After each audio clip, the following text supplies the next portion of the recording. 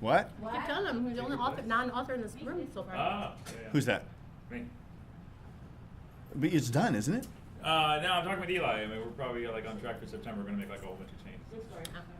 Oh, you're striving for perfection apparently on this book. Yeah, I can shake that. Topher's gotta- If you were your own client, you would be very frustrated Absolutely. with yourself, right? Yeah. You would say the product just has to get done, my friend. We can revise it later. We can make the changes. Okay, say hi in a minute. Yeah, second edition. Yeah. Yeah, exactly. Yeah. Almost every second edition should be called "Now We Fixed the Typos." I'm due for 2.0. We deleted Don't the do insert picture here graphic. that. I saw one of those. What did I see the other day? I was going through. I was going through Alex's book, his new book. No. Yeah, and this shows the power of having your friends read your books because something happened on the upload for the ebook, and none of his links were working. Oh my God. And there was just. And I found some typos at the same time too, so I was able to just show him the typos, and then he revised it and re-uploaded it and got it working again. But yeah, I mean, the whole point is to have people be clicking those links to go through on your site. Not one of them was working, so. Whoa, that all right. sucks. Yeah, but you know what? I mean, every book has typos. You could look at Harry Potter books and there's typos in them. There's just this weird psychology where people, because it's such a famous book, your mind kind of gives it's a bit like how referees will let Michael Jordan take 3 steps before he slams the ball because he's Michael Jordan. Right. But if anybody else does it, they're going to call traveling. Yeah. Our mains do the same kind of thing in books, in that we just pass over them. But if it's a self-published book, we become overly critical and we say, "Oh, there's a typo." Yeah. It's funny. I remember there was somebody posted in the UK. Somebody posted in the UK KPI page. They were complaining about this. They went to this event and they bought this book, and the book was filled with typos and blah blah blah, and it was just blah blah blah. And Daniel Priestley replied, he goes, "Yep, but you were the one that paid $300 to go to the event. You were the one that paid $20, and you were the one reading his book. You haven't got a book done. Oh wow. Guess which one's making more of an impact?" Yeah. It's just like slammed him down. It's like, yeah, I guess I shouldn't be bitching Yeah, about that's a somebody good else's response. book if I don't have one. Yeah. Mark Byrne just found some stupid graphic that puts your picture on a book cover and gives you a fake title. Do a hashtag poser on that for me, would you? And say, "How's your real book coming along?" Yeah. I was like, that's just Why gross. did you do that? Because he doesn't have a real book. Yeah. So. Why would he pretend like you don't? I don't know you're pretending. It's pretty obvious that it's a fake book, but Oh, okay. No. All right. you know, so. All right, let's hit record. We'll get started. Oh, not done. No, it's not recording yet. Oh, maybe it is. I think she started it. Did she? Said it's Yeah, let's she get did. going. Oh, she did. Yeah. Well, all right. Good thing I didn't talk smack about Anna. All right. Not that there's really any smack to talk about her. She does an awesome job. She puts us all to shame. All right, let's get started. So let's hear about some wins that we have. Last time we covered media, so we covered how to raise your profile online, in the community, and on TV, radio, and traditional media. Anybody have any wins in the media realm where you're on radio, TV, or in print? Probably. Looking over at you. I don't remember when we were here the last time. Yeah. Yeah, you got some media coverage just the last couple of weeks, didn't you? Yeah, I did on Great Day Tampa Bay. Mm-hmm. I talk about this time, accessorizing. Mm-hmm. I'm going back to talk to them when they do the royal wedding. Okay. So Cool. I have that lined up already with Good. them. I'm writing another article for my friend Greg. He has this online magazine called Live Tampa Bay. Yep. And writing an article on, he called me today, and I'm writing an article on sandals for him. Mm-hmm. And then he's also going to publish excerpts of the book bi-weekly. Nice. That's badass. Yeah. So, and then he is also going to do an article on the book launch itself. Mm-hmm. Cool. Now, I just sent him some things about that when we, I got off the phone with him at like 12:35 today. cool. The Good Day Tampa Bay show, was that earned media or was that paid? Oh, no, I never pay. Good. Oh, God, That's no. KPIs don't pay. We earn No, it. Yeah. never. Yeah. Okay. Well done. And how did you get that gig? Great Day Tampa Bay. Yeah. Did you follow? Obviously, you pitched them, Um, and you've done them a I've couple been of doing times, Great right? Day Tampa Bay for a couple of years now, for Yeah. almost 3 years now. Yeah. And I did them initially because I was the fashion producer for a runway show in Sundial. Okay. And so the first time that I went on the show was to talk about that. Mm-hmm. And at that point in time, they were looking for somebody to come on and do fashion commentary. Yeah. And so I've just stayed in touch with them. They had a recent change of producers.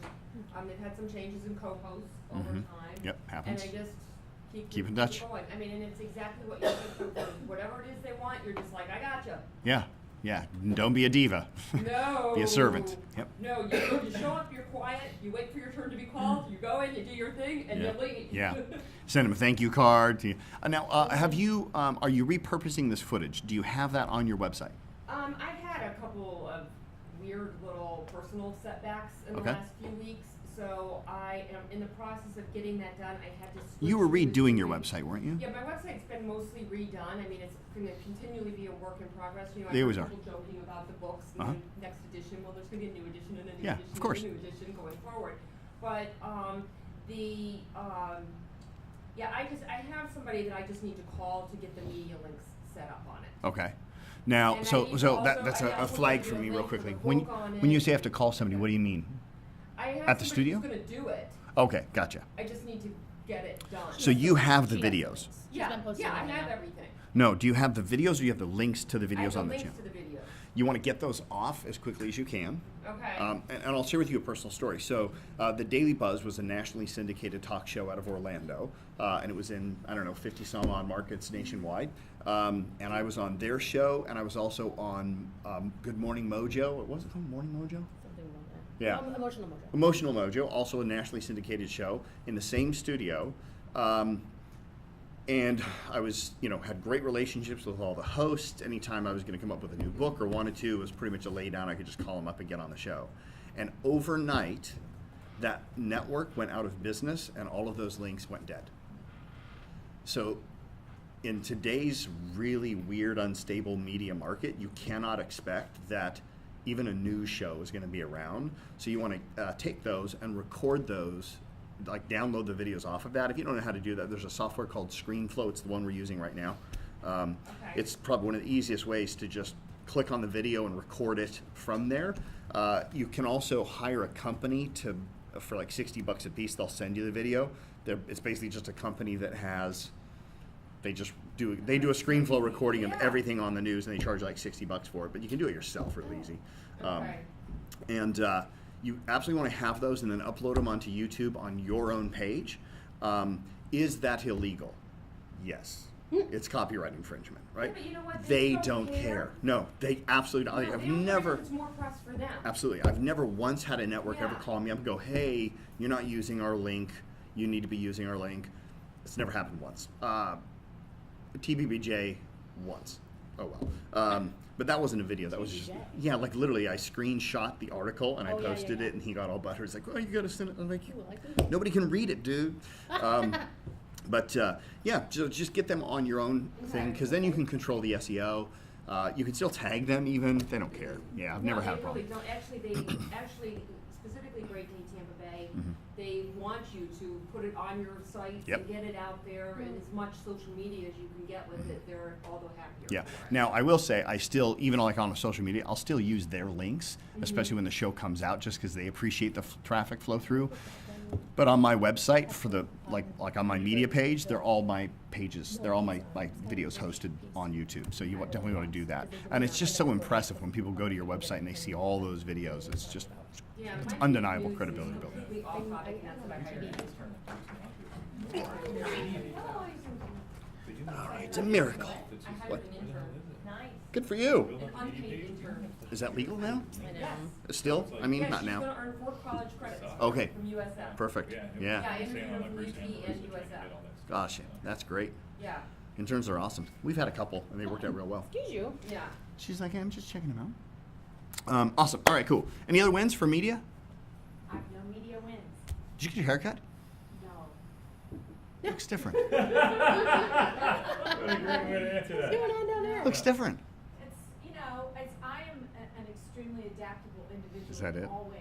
Is that it? Including my style. All right, good. All right. Thanks. So, real quick review. We did raising your celebrity profile with Bruce, your online profile with Alex. I talked a little bit about community profile. We're going to have some cool conversations today, and we're going to do a check-in on where you guys are at, because believe it or not, we're almost at the end of KPI. So we've got to do a check-in to see where you're at and how are you doing. You are probably where most people are at, which is horribly behind on everything you need to get done. Right? That's just the way it is. We said from the very beginning that we were going to overload you guys with things to do and you wouldn't be able to get them all done. So while you may think you're behind, you're actually pretty much right at par with where everybody else is at during this process.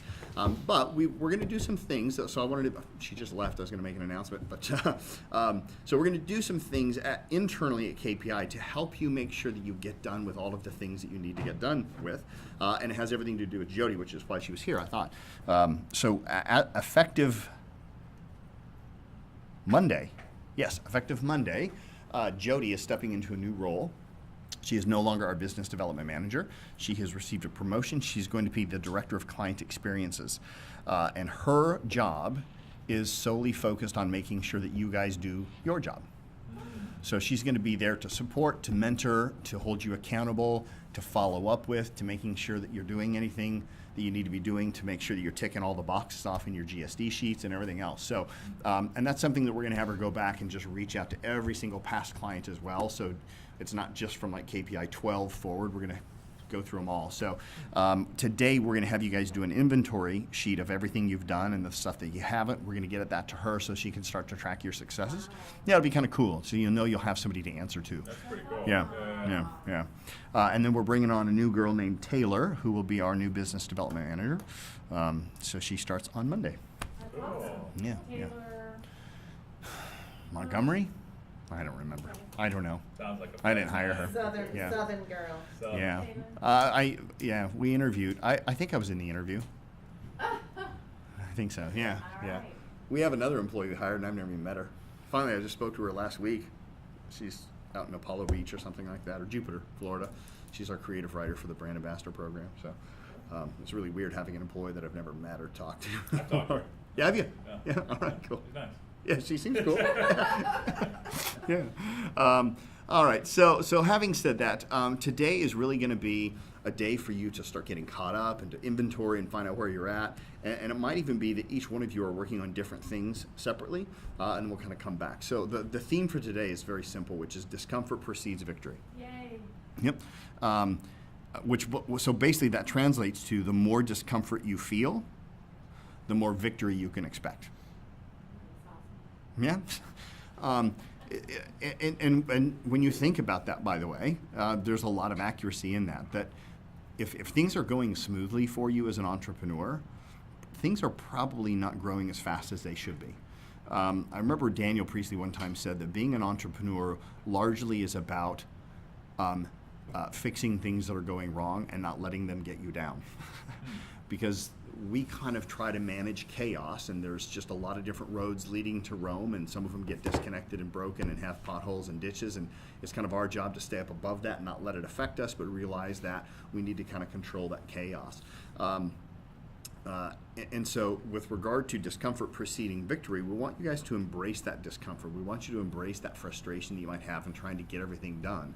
Because if you don't have that at the end of the day, you're probably not pushing yourself hard enough or fast enough, or the business hard enough or fast enough. And if your business is growing and you're not feeling that, then you really could do an inventory and say, well, then maybe I should actually be pushing them harder and going further and faster as well. What are the discomfort things that most people experience? The biggest discomforting things that most people experience is the following.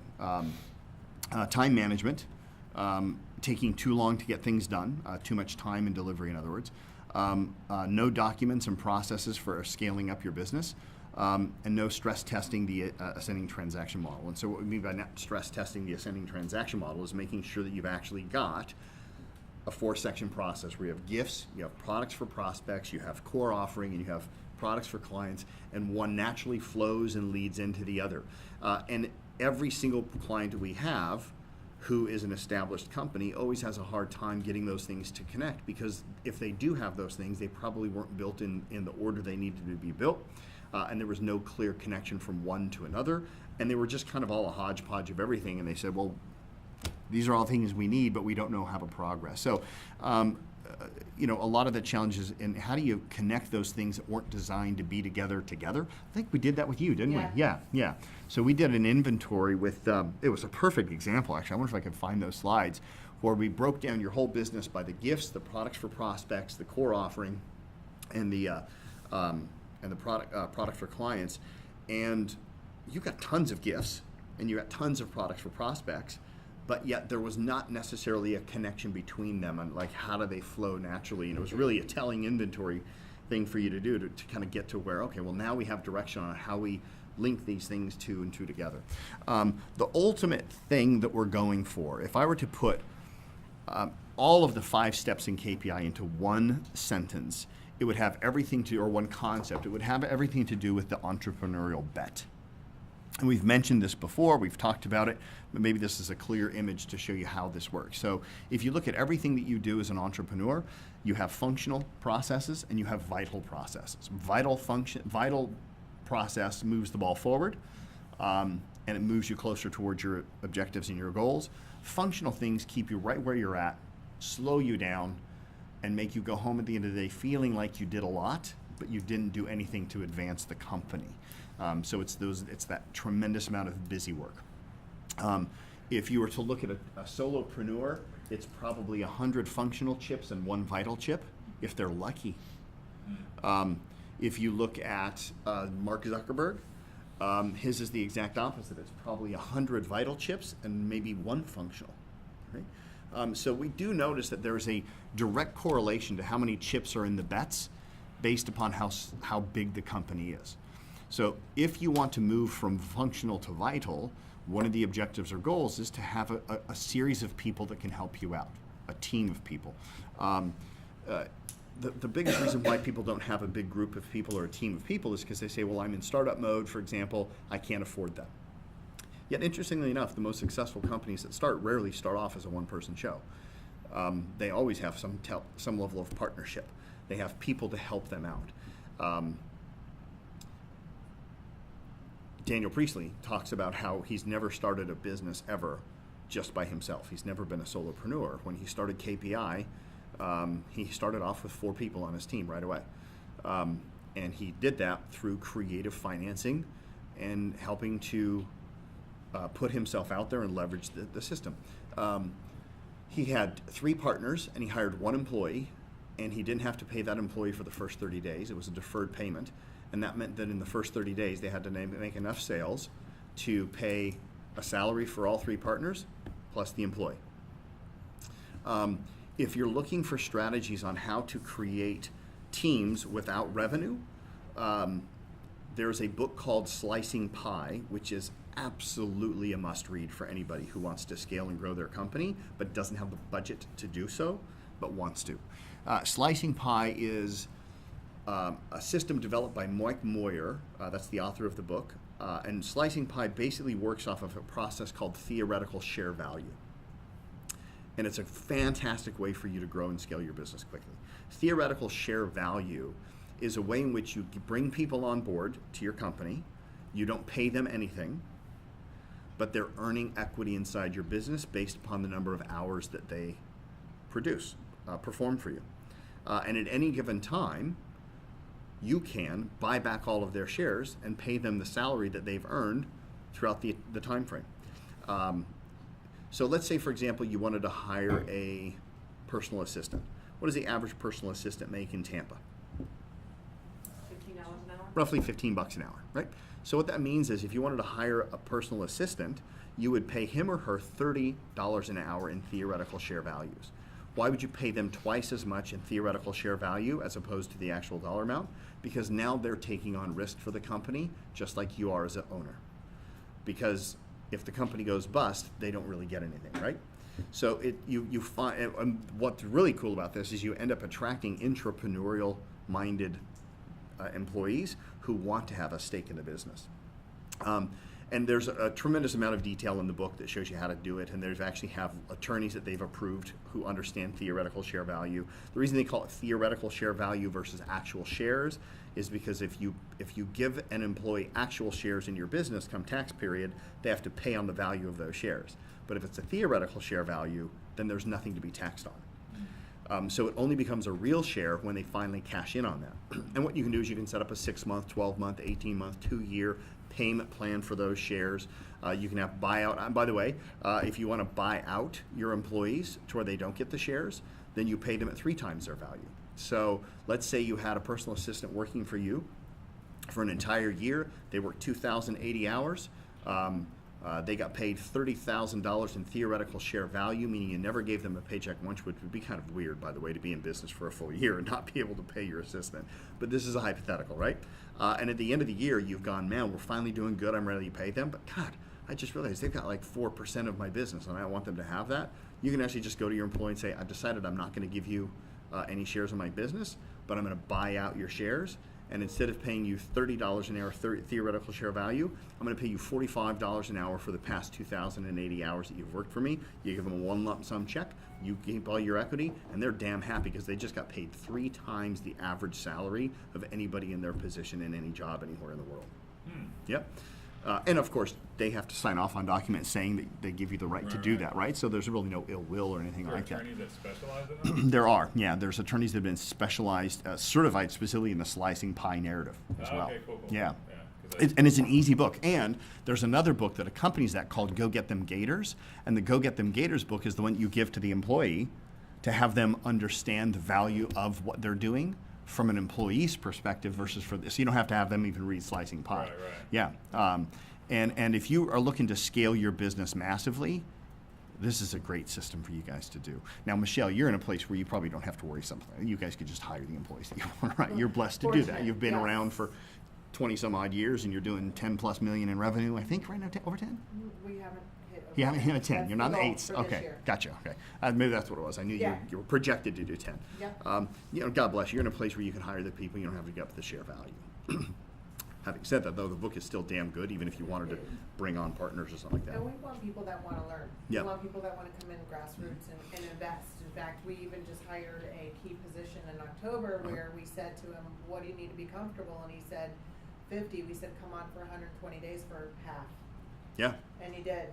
Wow. For hers, actually, the strategy would be if she decided to spin off a sub-company or another startup and test an idea. Correct. That would be when you guys are ready for that. So you're going into a new product or you're wanting to go into a completely new market that doesn't ideally serve or would distract you from your core business that's going to continue to grow in the millions. Mhm. That's whenever you want to do that. Yeah. And also, the book Slicing Pie would be a great book for your franchisees, for lack of a better word, licensees. They need that. Yeah, yes. that'd be a huge book for them to read. In fact, you might even be able to find people that have been certified in. I mean, I'd be happy to come out and teach it, but I'd be an idiot. You'd really want to find people who've been trained in the process. Otherwise, my whole training would be like, well, you got to read the book. So, but there's people who've been trained in how to do it, and That's it's a good idea. fantastic book, and I really love it. And So, who's the author? Mike Moyer, Moyer, if I'm not mistaken. Yeah. All right. So we just got the forms in here, so let's go ahead and fill these out. If you just take one, pass it around. You know what I just realized? These sheets make sense because they are inside your playbooks, but there's nothing to tell you which steps they are outside of the playbook. That's funny. All right, take one and pass them down. Yeah. One of them is irrelevant because it's partnership and we haven't got to. No, take one of each and pass them around. Yeah. So each one of those, like that's the checklist for pitch, and then the next page is the checklist for profile and publish and whatnot. And what was the other book for? So you said Slicing Pie, and then what's the one for Go Get Them Gators. I don't understand what's going Just on. take one out. Yeah, got it. Okay. Yeah. They did not collate them. No. Yes, there you Yeah. We don't have a $14,000 printer that does that, so go. No, yeah. you may have a $15 an hour employee. Yeah. You pay him 30 if you wanted to give him some equity. That's funny. Well, I can see I've totally bored my dog. Thank you. All right, so let's do some quick check-ins. How are you guys doing on the Value Foundation process. In other words, developing your stepped methodology. Thank you. Done? Okay. You've got it's a 7-step methodology, correct? Cool. Could you go over that real quickly with us? Just tell us what the steps are. No. Okay. So it's not a part of the business yet. It's just it's intellectual at this point in time. It's really not. It is, I'm Yeah. sorry. It is, I had to just look it up. Gotcha. But that's what I mean. Like, it's not a part of your ethos. Where, like, you asked me what our 5-step methodology, and go, pitch, Yes, public, you're right? Yeah. Yes.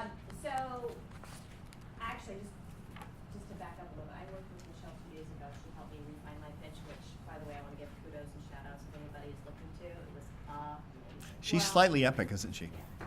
We'll know whenever you give it, and that'll be really good. Yeah. Now deliver the pitch, and we're just gonna go, what the kind of crap is that? No, I'm confident about it.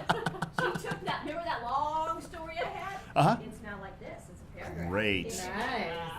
Well done. So, anyway, we talk about it in here, and I do have it in my programs, but I don't, okay, so to back up, when I talk about my problem, I Mhm. talk about the there's 3 steps as far as the problem that Okay. people face, Mhm. and how I solve it with these 3 things. But that's not my methodology as far as like the 7 steps I take people through the program. Yes. Just to clarify. That's okay. So, Yeah. I think that's okay. I mean, if it works for you, who am I to judge, right? The ultimate question is, does your consumer understand it when you talk to them about it and know, got it, this is a clear step. I can see where I'm at right now, and I can see how if I go through these steps, I'm going to be where I need to be. yes, because I do have it in script form at the present moment. Perfect. Good. Okay, cool. Good. So it's nowhere on the website yet?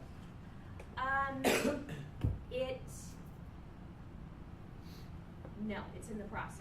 So Okay. I've just, like, I'm completely like she was talking about redoing the website. And Great. the programs, they're more succinct. Okay. And so I'm in the process of creating the new opt-in. All right, cool. Well, that'll be In that something, that'll be the process, next step yes. that we do. John, do you have your stepped methodology? No. You have it.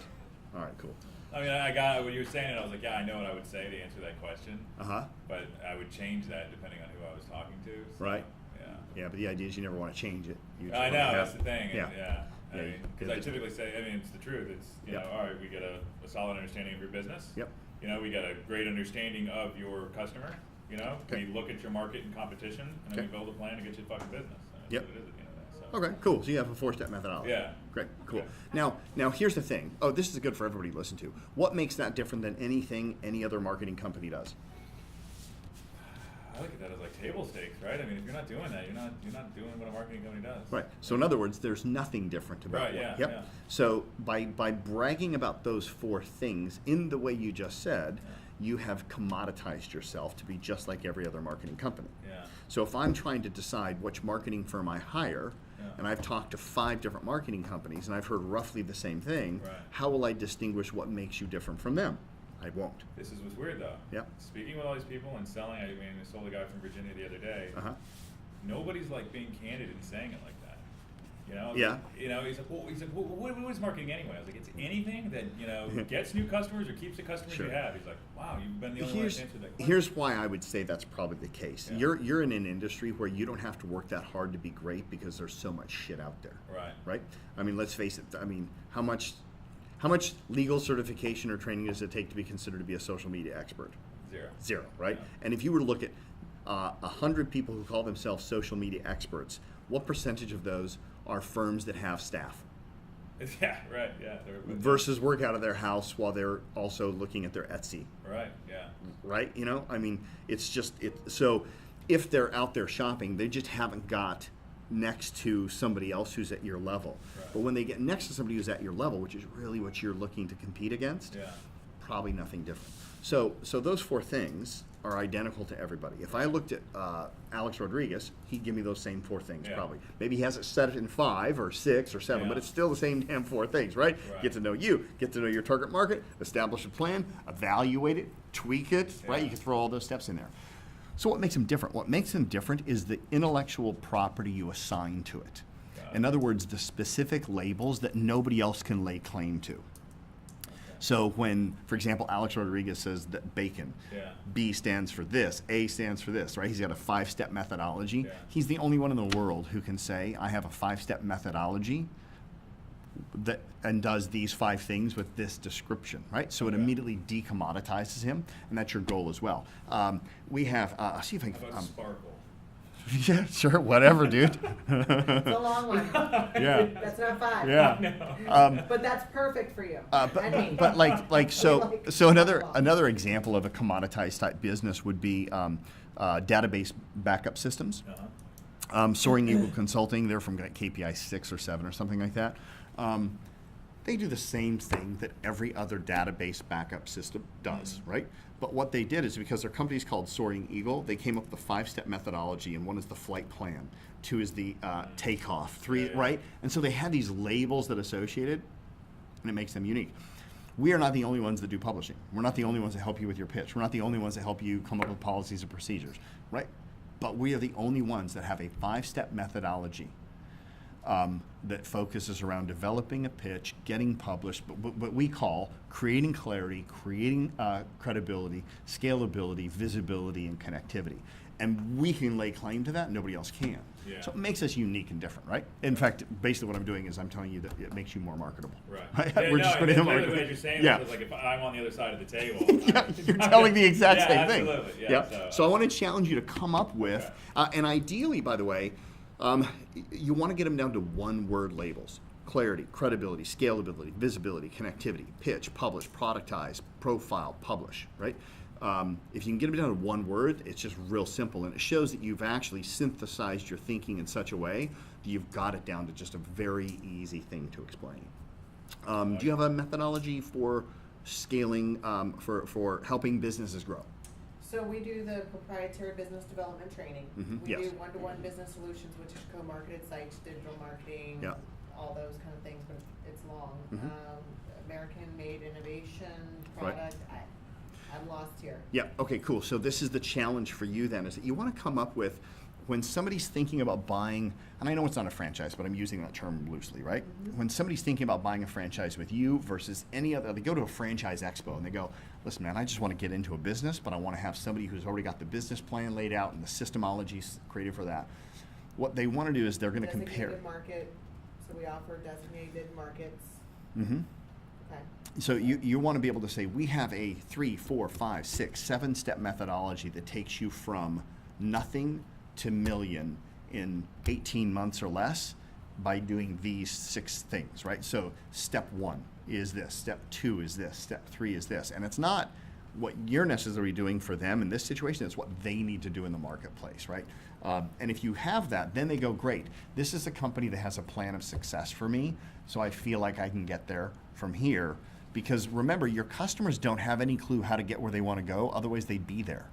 So what they really are essentially doing when they pay you is they're paying you because they feel that you have the ability to shepherd them through that process and get them to where they want to go, and they're clueless on how to do that. That's a very intangible thing, and it requires a lot of faith. We want to minimize the amount of faith and increase the amount of certainty, and we do that through that methodology. Yep. Michelle, how are you doing on yours? Because I know you're still kind of really even trying to define who that target is, because you're going through a little bit of a pivot. I'm going Yeah. through a pivot. Yeah? I'm going through a pivot. Yep. And, which does not help my confidence overall, but, I'm confidently going through the pivot, so I'm just trying to stay in that moment. And can I tell everybody what the pivot is? Yeah. Like just where the direction might be? So, although I've been working with global strategy teams and founder executives of large technology firms that serve other businesses, that's where I've been in this technology executive space, where I believe I want to go, and I say believe because it's a little more of a personal path, is aligning what I do with what my husband does and serving small businesses in communities or big business too, which gives that credibility, but businesses and communities that are involved in economic development initiatives. So it's a very specific, because Peter does not serve that market in his constituency. He serves the city leaders, mayors, all the city government, all the economic development agencies, but not the businesses whom they are trying to attract, train, build value for. There's a lot that they're trying to do all through innovation. And they're so hungry and eager, and it's fun work, it's easy for me, but for them it's really difficult. They don't know how to get these businesses on board. So I'm targeting that co-client with Peter. So you want to target EDCs that are trying to help attract into their cities new business or foster current business. It's not, and it's not even about fostering current business. It's really attracting new businesses. Or attracting new, it's really about igniting the people who are there. It's about getting them more involved in making the city more economically viable by providing them solutions, by making the businesses more economically And when you say viable. they, do you mean the people in the EDC Yeah. or the people they serve? Okay. Gotcha. So it would be EDCs, some nonprofits, but primarily EDCs, council, Probably government. visitor bureaus as well. I would assume. Chambers, Chambers. visitor bureaus, yeah. Gotcha. Some tangential industries would be planning associations, real estate, but that's like very tangential. Is there a label you could give all of those different types of businesses? Would you call them city entities? So we call them the way or that maybe economic development businesses. so it's city government and economic development agencies. Okay, economic development agencies. That's Yeah. the term I was looking for in my head. If you talk about economic development agencies, to me, I think that presupposes city workers, so I don't even know you need that first half. Okay. Because I can't think of an economic development council or agency which Right. isn't at some level related to the city. I mean, like the Chamber of Commerce may not be city employees, but they are definitely about working hand in hand Right. with the cities. Peter works a lot with actual government Right. officials, so for him it's good to differentiate. Gotcha. I don't really care to. Yeah. It's not that I don't care to. I think it's that I could be best. I think that the partnership could be best aligned if I focus primarily on the Listen, economic maybe he development. needs to, in his pitch, talk solely about the city workers, Yeah. and you need to be talking specifically about the economic development agencies, and that shows why your two companies are the perfect marriage. Yeah. So so we have a test workshop that's going to happen in June, which gets to my book, which is the book portion of where I'm at with all of that. What happened was I'm great with the big picture. It's all of this tactical stuff that has become a real challenge for Sure. me, describing that. And the value I provide my clients is that a lot of times they're really good at the minutia of what they do, Yep. and they can't get the big picture, so that's what I'm hired for again and again and again. So for myself, that's just where I got really, really stuck. Really stuck. No, I don't, it's not really stuck, that's mean, but I got stuck. Sure. So That's legit. just trying to move through that while I'm also saying, hey, the shortest road to where I want to go is to just go ahead and align and Cool. get this happening. So here's my challenge for you with regard to your methodology. I'm gonna guess that your methodology for helping those people do that is the exact same methodology that you've used for Yeah. Fortune 100 companies, or if you came into a small company of 6 like ours. Yeah, because Doesn't I was change. and I was thinking about even the meeting that I had with Stacy, which was just the two of us getting together, going over pitch stuff. But I committed to just focus on her. Everything I did in that 2 hours is probably everything that I do for every client. It doesn't matter because I thought, okay, I need to just step back and look at intuitively how I work and label each one of those processes. Because she said, it's so interesting to watch you. And I'm like, what's interesting to watch? It was. I was like Because- yeah. watching her, and it was like, It is. wow, Yeah. this was great. Yep. Yeah. I So would I could imagine. just see how it might she even was. benefit you to have a third person sitting down with you guys Yeah. when you're doing a one-on-one like that, to Right. just look at the context of what you're doing, to where they can say, oh, she just moved from this one to this step, Yeah. this step to this step, because you can't see the forest for the trees, but it's probably laid out very, very clearly. Not necessarily, although that was a very vivid experience with hers because it was so recent. I'm going to use that today too. Because the big trip up with the book and getting clear, the big picture is done, all the main content's done, but getting that method out in the Yeah, book. and by the way, that's like a third of the book. Yeah. If not more. Yeah. Yeah. So getting that out and just saying, okay, I have techniques, I have skills, I have all this different stuff, but the method, man, it's a big mess. I feel like if I get that though, that's gonna open the door. It is. I failed on the such- same thing. I didn't Yeah. fail, but the execution, like the methodology, like yeah, like I can't make a decision because I'm like, well, it depends, right? Do you like change and mold yours? Is that the same issue you have?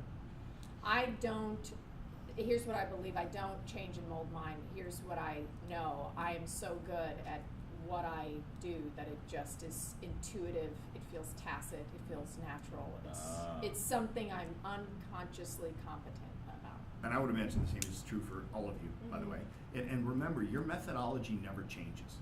It doesn't matter who the customer is, and if it does, then you've clearly not identified who your target customer is as well. Fair enough, right?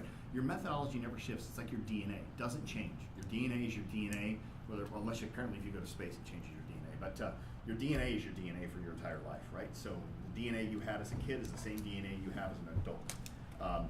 But the way you thought as a kid is different than the way you think as an adult. The way you behave as a kid is different than the way you behave as an adult. So that gets the difference between your methodology and your steps, or your how you get through those methodologies. And we use the example, I apologize because it may have been the other groups that I've spoken to. That's the difference between, for example, we say, we will help you get credibility in your business. That's step 2. And our method, and that's the method. Step 2 of our methodology is credibility. Now the tactical strategies for how we get you credibility, that may change. Right now it's about writing a book.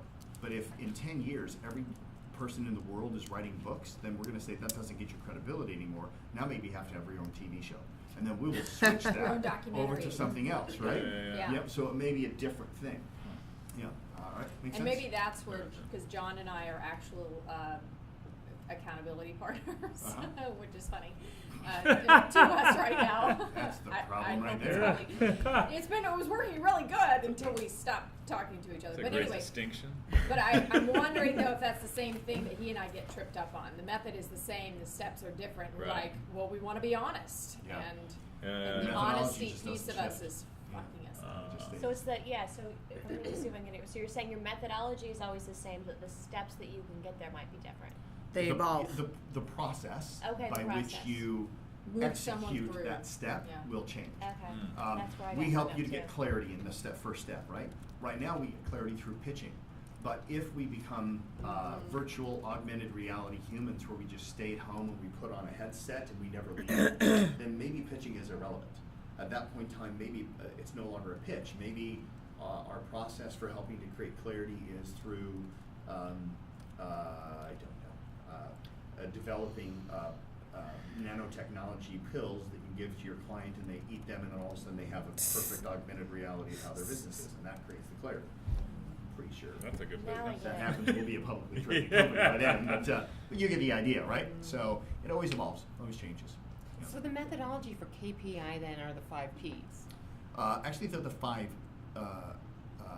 He said it was clarity. Clarity, credibility, Credibility, scalability, visibility, and connectivity. Those are our Okay. 5-step Okay, methodology. got it.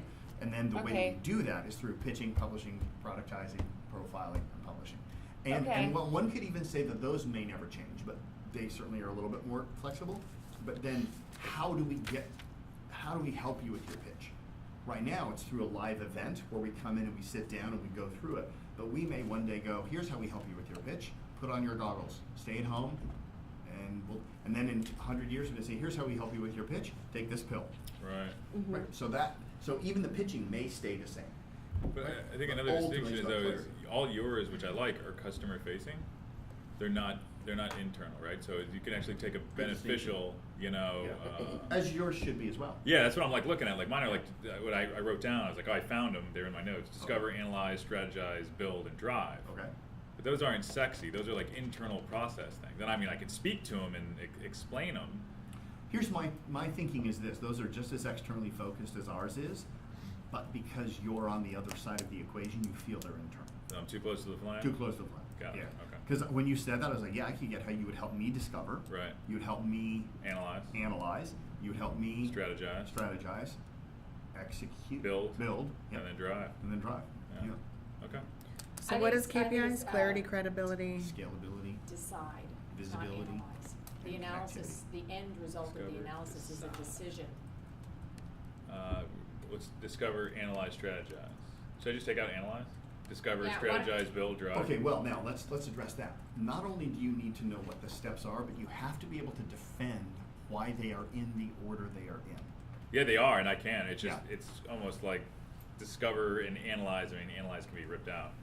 But if you pull that out and there is no analyzation, Yeah. Analysis. Yeah. if there is no analysis, thank you. Yeah. If there is no analysis, could things go wrong? Yeah, I think so. Absolutely. Then I think you could But some justify people look leaving at it in. discovery as analysis. That's what I'm too. saying, I think it's discover, decide. Analysis is really the end result is a decision as to what to build, right? Wouldn't that be the strategy then? That's the strategy. The strategy is, through a discovery, what we do is we look at all of the, somebody's resources, Clarity, right? And at that credibility, point, all right, scalability, where's like the insight that visibility, we and can what was say the this last is one? going to work Connectivity. based on these resources, and then that's essentially how we formulate a strategy. I was trying to listen. So- So tell me again, it's, Connectivity. It's discover, analyze, strategize, build, drive. it's DASB. D. Fastened. Yeah. It's a great acronym. Yeah. It's awesome. So what I just came up with was core values, because a Okay. lot of these guys, like when I talk to business owners, they don't know what their why is, what their core values are. I think that's really big in communicating Mhm. to number one staff Mhm. and other constituents. Yep. So core values, that's one thing that we definitely are trying to attack for strategy for 2018. And then Mhm. branding, that's the marketing, digital, traditional, Mhm. co-marketed sites, that falls into that category. Which you Create- cannot have a brand if you don't have a value, Right? right? So that works. And then demo and quoting and design fall under training. So core values, branding, training, and then I got to find my other two. Wait, maybe there's only 3. Okay. What were they again? So core values, establishing your brand, training. One thing that I spoke at Dealer Congress about was recruiting. So when you get your shit together, you're going to grow. Right. It's just it's inevitable. So be ready to recruit. Yeah. You can't, a lot of my guys are business owners, mom and pop type, but they need to understand scale Right. Yes. and growth and recruit and what does that mean? Yeah. So recruiting, Would be another step, I would assume. scalability is a better word, but I don't they know, need to maybe know recruit how to works. hire. By the way, you could simplify that down to core, brand, train, recruit. Yeah. Get it? Yep. Yeah, real simple words there, right? And like when you hear those 4, you kind of go, yeah, I got it. Yeah. Yeah. And you can tell me exactly why you cannot have a brand until you first have a core. Mhm. You can also tell me why you should never recruit without a training program in place, Mhm. right? Every small business owner, one of the biggest mistakes they make is they go, I don't need a policies and procedures until I have staff. Wrong. You won't have staff unless you have a policies and procedures. The last manual. word that came into my head is deploy. It's There great. we go. If you know all this stuff, Yeah. what are you going to do with it? It's There we like go. we can teach, and are you ready to fly? Perfect. So deploy. Yep.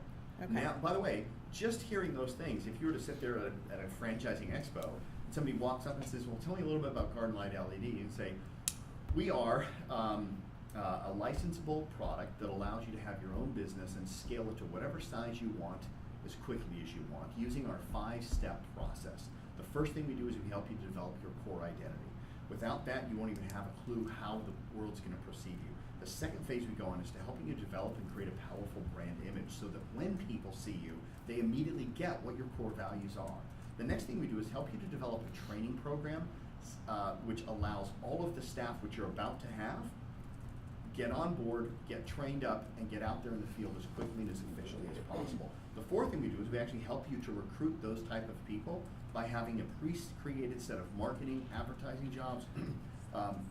We even serve as a part-time recruiting agency for Edinburgh, right? Which we offer. Yeah, and then the fifth and the final thing is helping you to deploy all of those staff out into the field so that you don't have to get caught up in the minutia of knocking on people's doors. You can sit back and count your money, Love it. right? And all of a sudden, that sounds way more real than, we sell you a licensing plan that helps you to build your business. Well, we do it through a series of different things, and we help you with a lot of different stuff, and all of a sudden it feels real. What I like about this step in KPI and just even the process that we've gone through with the credibility and the clarity, and because I was fortunate to have an event where I was trying to bring people in, I had to really pitch it and sell it. So it was like perfect timing. I thought, okay, this is gonna be nuts to onboard and try to do something else and add to the schedule, but really it helped me, it carried me through that event to be able to recruit people, tell them what they're doing, we're doing together, and the purpose and the clarity and the credibility and the problems we solve, and I literally used it, I use it still every single day. You totally walked that talk, right? Yes. Yeah. All right, cool. I was looking at words. Had a question? I was just looking at words. For your steps. All right. So, having said that, let's go and do the inventory now. I would like you to take those forms and fill those out. What I want you to do is, if you could, first off, write your name at the top of the first page. The first page would be, by the way, Pitch. quick pitch. Yeah. If you take your name, write it up at the top so we have that. And then I'd like you to go through each page and just simply tick the boxes for everything that you guys have already done. If you've not done it, leave it blank. That's not a problem. That'll be up for Jody to have a conversation with you and kind of get you back on track and get you to come into getting some of those things done. All right, let's just do a quick inventory.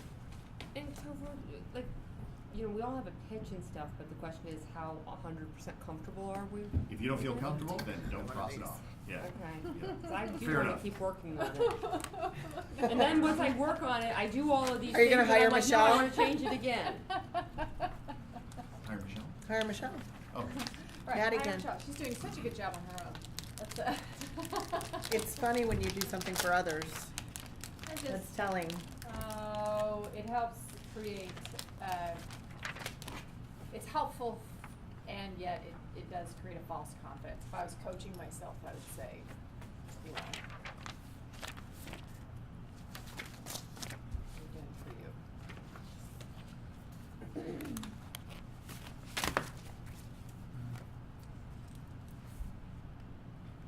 If 3 no's, is that what that's supposed to be? what's Knocks. that? Oh, so No, 3 no's. If you don't know what they are, 3 knocks is to pitch for something so big you get rejected 3 times. And if you've not been rejected at least 3 times, you can't check that box off. I could check that thing all day, Fine. boy. The idea there being, by the way, So is that if you is have your this- pitch down and you pitch that pitch to big deals, Yeah. but if you get 3 no's, you'll have like 3 wins. Yeah, okay, got it, So yeah. this is Or only one if we're big one. happy with where we are Yes. with our pitch. Correct. So we're not checking this if we're not If you're there. not happy with it, don't check it off. Okay. What's the investor pitch? We haven't even got to that yet. Oh.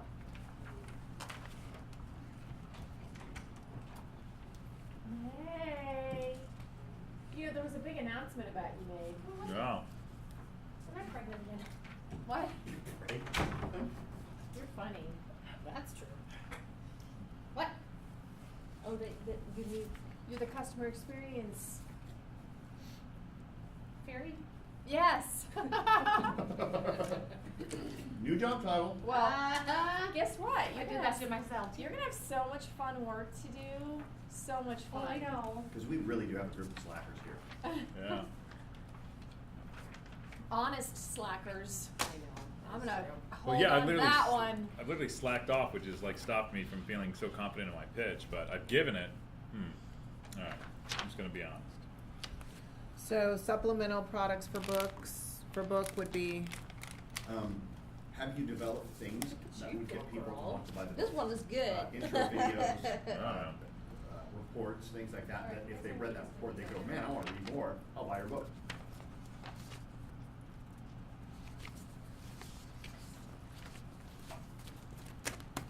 yeah. Got it? Oh.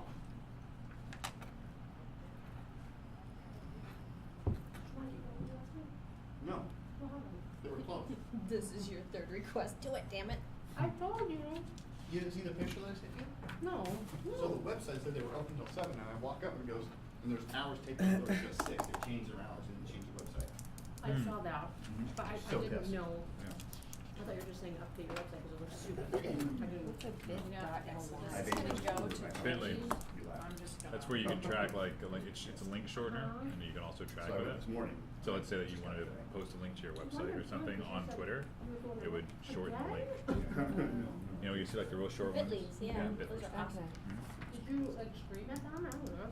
So you don't have Well, this big ol' long. I was hoping they'd do Right, it as a exactly. discount or something, but Yeah. it just seemed pretty unaffected by their confidence. Oh, yeah. Okay, so we haven't done that That's one. the front desk person. Create a sales. Man, this is like quite an inventory here. It's like, you Yeah. can't really Yeah, did we fail get a if you copy just of go this? one step, that's, I just, Do we? Playbooks. I on the last did. Page of every playbook. Got it. Oh, I like it all like it's at that. the last page of, It's exactly taken This? from your playbook. where, It's wait, literally where a is screenshot where is of the the playbook? I love we the gave feeling you, of this John. paper is what I meant. What is the playbook? The ThinkBook, the digital ones that you get every week. Log in before you on come. the portal. Yeah. I know you've been I I've did. really trying to get you into it. I looked at it, I got it. Yay. Macy, we had a media win this week. Macy and I Yes, were on you do. radio. Yeah. And she was sitting just like that, such a cutie. She was Kind of like a hussy, she was actually. kind of being a little bit of a pill. Very well behaved. She was better behaved than Jody, though. She broke a computer. No, I didn't. Oh. I tried. Probably did sure did. Man.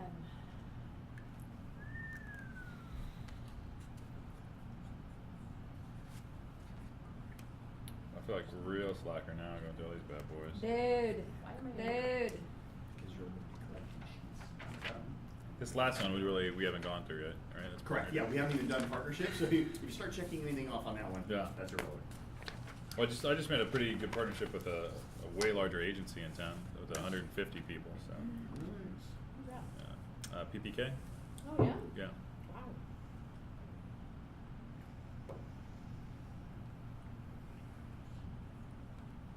Is that national? They are. Yeah. There's some national accounts. Yeah.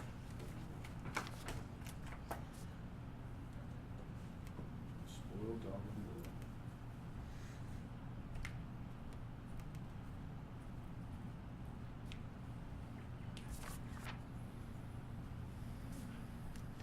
Do you want to sit down? Do you want to stay with me? Hmm?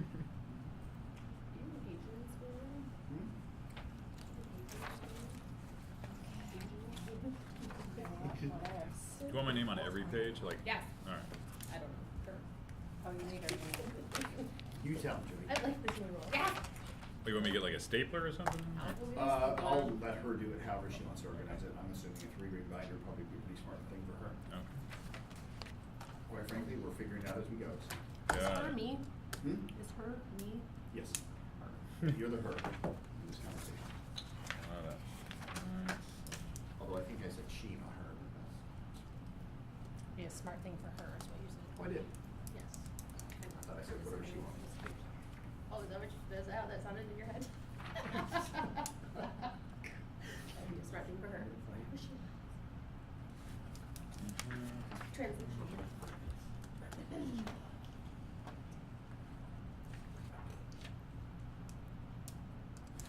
There you go. Do you want her name on all of them?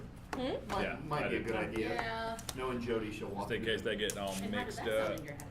Knowing Jody, she'll walk through this chair, through the door, and drop them, and roll all over the floor. Sounded in my head like shows the clothes. I don't know the yard. And then it cuts. What are you doing with cuts? I'm just talking.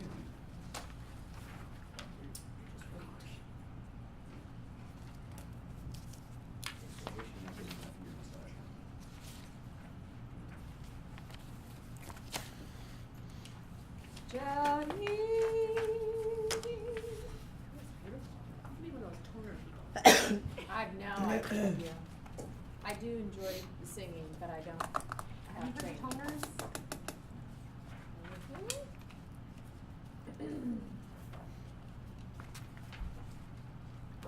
I was being serious with that. I'm taking a picture of them Like- so I can remember what's on here, Oh, that's because a I'm good gonna idea. forget. And we're not gonna look in the think book, so just, Right, I wanna, Well, when I I went look through at and did it and some be of the like, what did I say on modules. that? And this way I it went and was did just some of the done. I took a modules picture from of them. it. Going They're back to good, the huh? pitch, they are good. I was telling gonna you. compliment you. Yeah, I was like, psychology, I go, geez, wow, there's some value here, isn't there? You Yeah. should have been resisting for so long. I usually Holy wanna cow. go through the value foundation. no, but you gave time to assimilate. There was some time to assimilate. Finally, I felt like Yeah. not finally to you, but finally for me. I was like, okay, I can take this and I can go back I and I like can look these at some of these lists. pieces. Kinda cool to so. do when Works for Taylor me. gets here. Yeah, I know. Oh, Love I a good definitely want her going checklist. through the program. Yeah, Well, I this mean, is, I this would is good. just even do the value foundation If I as a took a team picture of with it, I'm gonna you, print them and logo then and all it's that. just done. Not a I problem just at grabbed all. I think we should. Mm. That'd be a nice, team building, and that could be a nice immersion for her too. She starts Monday, right? I think so. I know. Yeah, can I see mine back again? There you go. Really good. You Really look good. so hungry. My list, can I have that? I know, I had breakfast. Yes, because I need to write myself a to-do list. No lunch? Oh, No. I'm You sure. look sharp. No, that's Patty. Nice. I'm the There big you one. go. There you go. Thanks. Thank you. Mine are not pretty. When I got my I'm gonna headshots, get to I work. wore Next week I'll Yeah. have some more checked off. Stunning. Did you see him? No. Look done. I'm really proud of that. So, I haven't really been doing a whole We lot of sit social down media and lately. determine how are we In gonna fact, go none. through the I've been getting a lot of work I'll on show that. them to you, I think 'cause they're maybe Yeah, have those, a yeah. Trello Michael did account, so you've got great. everything on file. This guy here? Yeah. Um, Yeah, okay. It's gonna get out of hand. Oh my god, I know, We had especially so with much 3 a fun. year. Yeah. Plus just all the backlog, just go back to them as well, all of our past ones. I gotta get a new one. Mine's like 3 years Yeah, old it'd be a great now. opportunity Oh, to he's re-engage. so good. No, and I Yeah. want to And I do would that. wear I didn't think a about blue doing that. like that. Why? Because do they still have So do like passes this? for people Yeah. who don't use it? People who signed up for it, yeah. I guarantee you they've never There you go. logged in once since they graduated, but yes. All right, cool. Let's see here.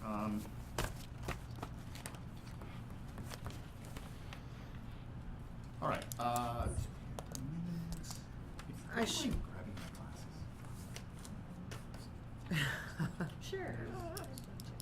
please, That's how that went in my head. dear. Oh my god. How did that sound? in your Gross. ears? It's our anniversary. Don't resist Oh my it. god, you're so weird. Not a, I was, and the whole thing I wanted to do was set up the video and just go hashtag not a couple. And I can't find it. Maybe I'll make our own special one. Will you? Like With we the, did on my anniversary with last the, year. with the soundtrack for Woody. You're my best friend. Oh my gosh. Actually, would you? What am I doing with that? All right, guys. Okay, so let's see here. Where are we going with this now? So, what was your assessment on your checklist? Assessment? Yeah, Lots of work to do. a lot of work to do. Tons. Are you beating yourself up because you thought you didn't do anything? No? Good, because you shouldn't, right? Because you're, like I said, pretty much right in the same pace that everybody else is. And having said that, don't give yourself too much credit because you could have done better. Right? Right. I heard a comment the other day, and I really want you guys to embrace this and take it with you after KPI as well. And probably the ones that need to hear it the most are the ones who aren't here, so hopefully they'll watch the video. I went to a mastermind sales pitch the other day, and I heard a statement that really shocked me, and I loved it. And it was a guy doing a testimonial for going to this mastermind program, and he looked at the camera and he said, if you can't take a day a month out of your work schedule to work on your business, then you don't deserve to lead your company. And I like Kill yourself. right? Like that really kind of hit me in the gut too, right? But like, I mean, think about how many times we don't think we got time to do that. Right. You know, I get people miss the KPI days for various different reasons, and they've been planning a vacation and things like that, and that's cool. But boy, there's a big difference between that going, like, you know, people calling in last night going, oh, I'm busy, I can't come in.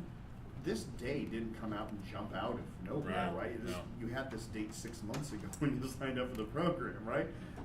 So for me, I'm really starting to embrace that now, and I thought to myself, well, if I don't deserve to lead my company if I can't step out once a month, and I know the benefit that happens when I step out once a month and start thinking strategically versus tactically, how much more fast would I grow if I stepped out once a week? Right? Like, isn't the ultimate dream of every business owner to work on their business, not in their business? Yeah. Yes. Yeah. But yet then when you give people the opportunity to work on their business versus in their business, they sit there almost looking at like, well, how long is this gonna take? How often do I have to do it? That's the wrong question. The question would be, how long do I get to stay in this role? How long can I continue to work on my business versus in my business? And so I'll offer you that same challenge that I've challenged myself, is that if I can take one day a week and not do anything functional in that day and let it fall aside or let it float till the next day, and by the way, 90% of the stuff you think have to get done today, A, doesn't, and you're just, you're fine anyway, and it'll get done tomorrow and it'll be just fine. So if you can take that challenge and start saying, okay, from now on, I'll spend 20% of my time working on my business strategically.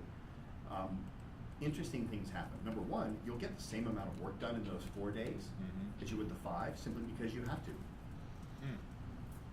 Yeah. I believe in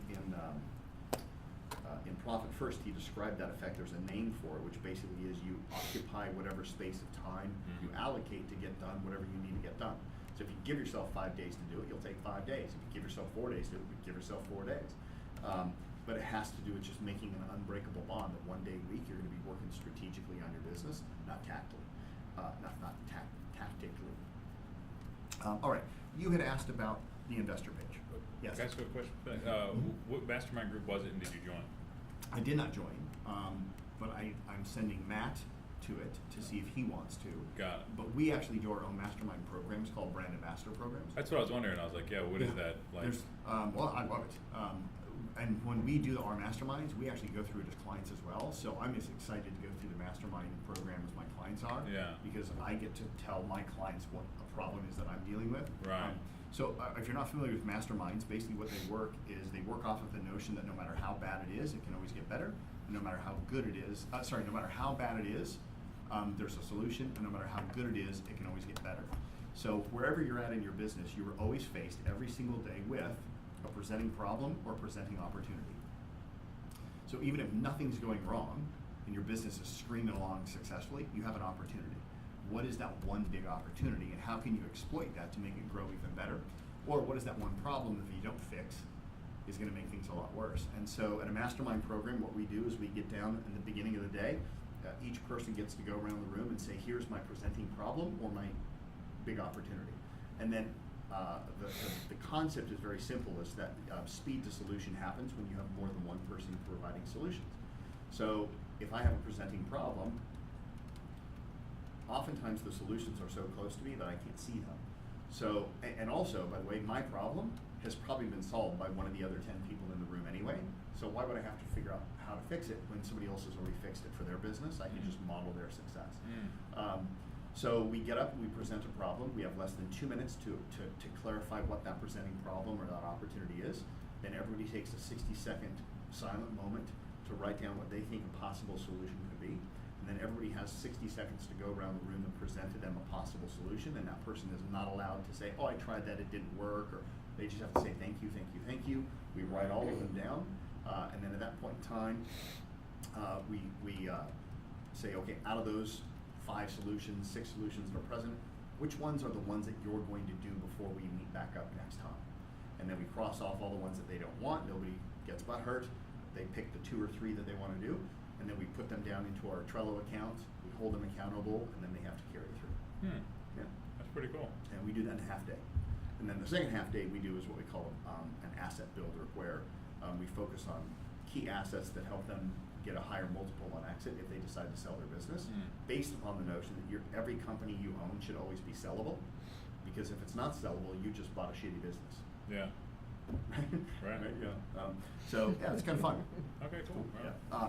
And I was very impressed with this intro because we don't know exactly how to sell that yet, and it was a really cool opportunity to see how she told it.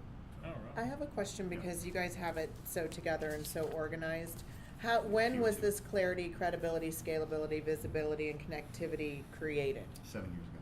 So it's carried, obviously it's evolved and changed, but the whole profile, publish, pitch was part of those 5 Yep. methodologies. Yep. So it sustained 7 years.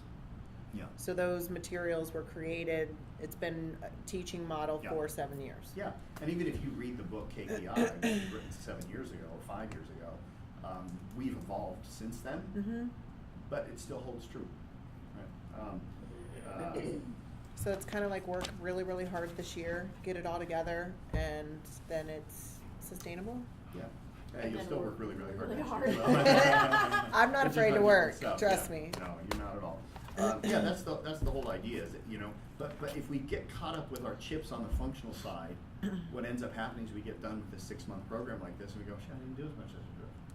Oh no, Because you I'm can't going, just do it once and I a feel day, bad because right? I did not check a lot of this, but literally, I gave my staff my pitch, but I've also learned that it needs to be a lot smaller. Like, we got granular with my why, and so we've kind of really adapted and changed it. So I should check some of the boxes. I'm just updating it and It's adapting all right. it a little You'll bit. check them on your own tape. Yeah. And I mean, and the one thing I don't like about these lists is that it kind of makes it look like once you take it off, you can forget about it, and that's just not true. No. Either, right? You constantly have to go back. So Yeah. the fact that you didn't check is probably a healthy thing anyway. Okay. I gave my pitch to 20 sales executives at this meetup. Mhm. They were so brutal. Really? But Oh, no. and that was the point. I was like, all right, let's go. And I went first, and they were so brutal. I Like, love they gave it. me like, take out the thing about giving your parents money. Nobody cares, kid. I mean, it was just Were like they all this throwing stuff. things at you? But almost. I mean, it was like really serious. But from that, I think I crafted it, much tighter. But, Nice. Yeah, there's some scar tissue there. A little bit of trauma. Yeah. PTSD So, Jesus, going on. guys. Yeah. Yeah. You can still pitch, but you have a stutter. Right. Yeah. Exactly. Yeah. Did they have a specific process that they use? No. No. They were just brutal because they're like, oh yeah, they went up there. They were talking about pitches and all that. I was like, oh hey, I'll give my pitch, and then you guys can critique it. Well, Right. like critique meant like give Oh, them you some opened it. chainsaws You and opened hammers. it. Experience for Open the the- sales Yeah, guys. remember though, when you ask a group of people to critique you, Yeah. it becomes a competition to see who can have the most profound critique. Yeah. So that's oftentimes, Yeah. a lot of times they just have to say something to say something Yeah. because somebody else said something. Uh-huh. So it can get into a little pitchfork mentality. Oh, yeah, it So was, yeah. He probably took the lamb to the slaughterhouse Oh, and did. said, here, cut it open. Yeah. Yeah. I'm the youngest guy in there, to answer your question, and they I'd say the average is about 20 to 30 years sales experience for those guys. Yeah, I'm the Oh, youngest guy. how much? Oh, About yeah. 20 to 30 years. Yeah, they know. So just remember that the emotional selling that is taught through KPI, which is going to resonate to the emerging leaders that you're selling to, probably is not something that those guys were ever taught or care about. Yeah, it's probably. Yeah, that's some good insight. But it's still good feedback though. It's like, well, maybe I'm droning on a little. And it much, was, I think so, yeah. And I can tighten that up. Right. Just like you can tighten up the story about your father and the Subway sandwiches, Oh, There's- that was mine. That's Oh, sorry. So, yeah, father and the Subway Mine was in sandwiches. Detroit. Yours was in Detroit. Yes. Yeah. Sorry. A very similar story. Yeah. Just- I gave that Different one. industries. I Sandwiches gave versus that cars. one, and Exactly. somebody's like, "Take Detroit out of there." I was like, "Well, I'm tough. Yeah. You need to know this." I'm a Red Wings fan. I've got a knife on me. All right, let's see here. Where are we going to go? You had asked about the investor pitch. The investor pitch is something we don't address during the KPI program simply because it usually happens a long after. But I like to simply touch bases on it. And it's actually you do have everything for the investor pitch. We've just never called it the investor pitch. So when you're looking at an investor pitch, first off, who would be people that you would deliver an investor pitch to? Investors. Seems to me that would be the most obvious answer, right? So let me ask you this question: do you consider to be an investor in your company? Well, there's Employees. different kinds of investors. And that's the key Yeah. one right there, right? Yes. A lot of times people don't Absolutely. think of that as an investor in your company. They just think of somebody who wants to produce money into your business. Who else would be an investor in your company? Somebody who's going to help you connect with other people. Partners? Partners. Yep. Yeah. Mm. Okay. What else? Lenders. Lenders, the obvious one. People Yeah. who can put some finance. Yep. What else? Your employees, I mean, they are investing in your talent. Yeah, he said employees. Oh, employees, I mean, clients. Clients, Yeah. right? Clients are investors in your company, aren't they? Mm. Sure. They're the best kind of clients because they give you money, but they don't demand equity, Right. right? Yeah. So hell yeah, that's like the best type of fundraising Yeah. are sales, right? So the reality is, an investor pitch can be done to all of those people, and they deserve that, especially employees. They deserve to hear your investor pitch. So what does your investor pitch sound like? It's the capstone pitch. Because with an investor pitch, this is for you. This is the time for you to not leave anything on. This is your time to leave everything on the table. I think that's Not to right. leave anything on Not the to table. leave anything. Yeah, because it's like. You want to leave it all on the table, right? So remember in the pitch we talked about how when you do the name, saying, claim to fame, and for fame you could talk about your niche, your specialty, the ultimate result, the associations. In authority, we talked about insight, association, recognition, or results. And we said during a social pitch, just pick one, because you do all of them, that's a little overkill. But when you're trying to convince somebody to come to work for you, maybe you do want all four, or maybe on two, right? When you're trying to find a financial investor, you better deliver all four, because they want to know where you sit on all aspects of those things. So depending upon what type of an investment would also determine how deep you go on this, but literally an investor deserves every single one of these steps. They need to know what is the problem that you solve, how do you solve it, they want to know why you're in business, and this is where maybe you do elaborate and go into a longer story about your parents and something like that, right? But during the social pitch, you tighten that down, right? And this is where we now get you to realize that in the very beginning when you're saying, well, I kind of want to modify my pitch based upon who I'm talking to, and we said, no, you really want one standard one. Now we actually go back the other way and say, but this gives you the flexibility to do it your level of depth depending upon the need of the person who's there. I think your employees deserve to have a really deep why, but they don't necessarily need to know a detailed level of solution problem until they actually take the job. Scare them. You know, yeah. Well, and also, you don't want to know if you never know. They could be a corporate spy coming in acting like they want to get an interview and pull your IP out, right? So there's certain things you kind of have with discretion. But there has to be some sort of an opportunity and a next step involved anytime you're talking to a possible sale, a possible investor, a possible employee, or a possible partner. So you have to have, what is the opportunity you have before you? And we never went into the opportunity and the next steps during the social pitch. We asked you to go through and watch the videos on them, and it sounds like you just went and watched those videos. Mhm. They're pretty good, aren't they? They're really good. Yeah. And they have examples, and they're short. Yep. So short, then a couple examples, so it was really helpful. Yeah, if you haven't checked out the portal, I'm telling you, there is gold inside that portal. It has got so much good information, and the videos are all pretty short too. There's probably not a video out there that's more than 10 minutes. What was it under? Was it under pitch? Yeah, I went to pitch, and then because I wanted to, for the book launch, I wanted to know how to do the opportunity and next steps. Yeah. Yeah. So, and for you, and the opportunity I have for you tonight is to pick up a copy of my book here. I'd be happy to sign it or dedicate it to anybody. If you want to give one for yourself and somebody for a friend, that'd be great. I'll sign them both. We did that. Throw that idea out in the mind that they shouldn't just be buying one; they could buy two, right? You can set up, and we've got a special incentive for you. Books are $10 a piece or 2 for $15, right? And then now you can start selling two at a time. Yep. And yeah, you're going to get a couple jerks that sit there and go, hey, I buy a book together. Maybe $7.50 a piece. Fine, let him do it. Right? I don't care. I'm done that way. Yeah, who cares? I'm gonna get coffee. 2 for 25. So you can 2 for 25. Yeah, 15 a piece, 2 for 25, something like that. A good price for your book at the book signing, by the way. For those of you, are you doing the book signing? Yes, You're I doing am. it? Nope. Nope, didn't hit it. Okay. Didn't hit it. You're doing it right, Stacey? A good price for your book is $10. You'll sell a ton of them. Just Yeah, a tenner. I was People gonna say. show up literally with like $60 or $70 worth of $10 bills at these things, and just they throw them out. All right. Yeah, we got I a couple. figured so things. because there's going to be so many others, so it Mhm. like makes it seem like they would want to buy from other So books. this I tell you, a lot of the KPIs will come and they just buy one of everything. Never even read them. They That's just want to nice. support. Oh, that's cool. Yeah, it's pretty cool. This next 2 weeks, I'm gonna start promoting that heavily. So that's like to friends, family, people we know, Mhm. business partners, anybody. Send them the links and Yep. the invite. Any other recruiting ideas? Post on all your social media. Did. Yep. Yeah. No, that's it. Local book clubs. I got a link on my website too, and then send it out through the email and stuff. Yeah. So. Email lists, that kind of stuff. If you've got a staff that could actually get on the phone and call your top 100 people that you would really love to see there, that always helps as well. Just to call them and say, hey, I don't know if you got Michelle's email. She sent you something. It's a big day for her. We're really hoping all her friends show up to support her. She's launching her book for the first time at a collaborative book launch at the Bank of America building. It's going to be a beautiful party. There's no cost to attend, but I know it would mean the world to her if you showed up. Can I count on you to attend? Dude, If that's a somebody- great script. That is awesome. Yeah, like I would be like, yeah, fuck it, I'll be there. I'd be like, yeah. I mean, that is really good. Well, it's videos, so we can go back. Oh, okay, yeah, that's true. I Yeah, don't yeah. remember. I know somebody asked this question, and I'm sorry I don't remember, but it was about, like, because I've sent the link out to about 150 people now, and I'm almost halfway through.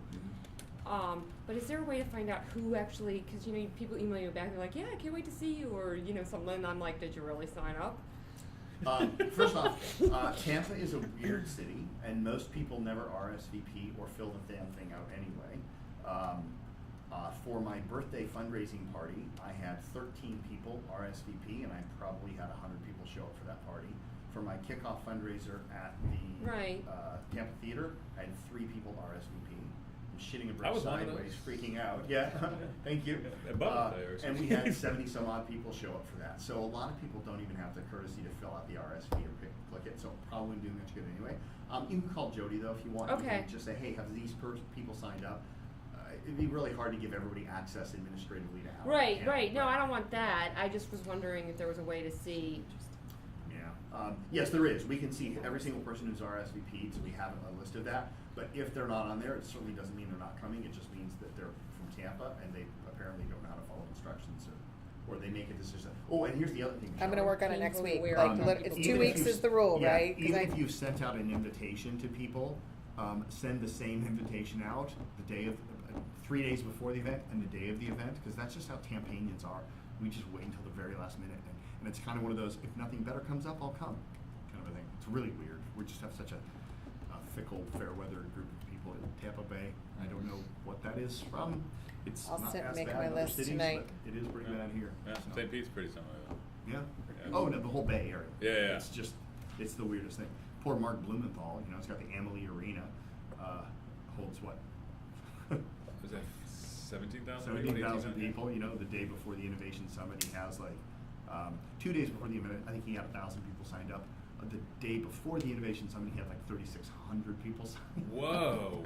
Yeah, it's crazy. You Yeah. must have been having a heart attack all the way Oh, up until shit the. and bricks sideways. Ugh. Yeah. Was it a good event? It was, yeah. I mean, but once again, you know, just like last year, the magic was not in the event.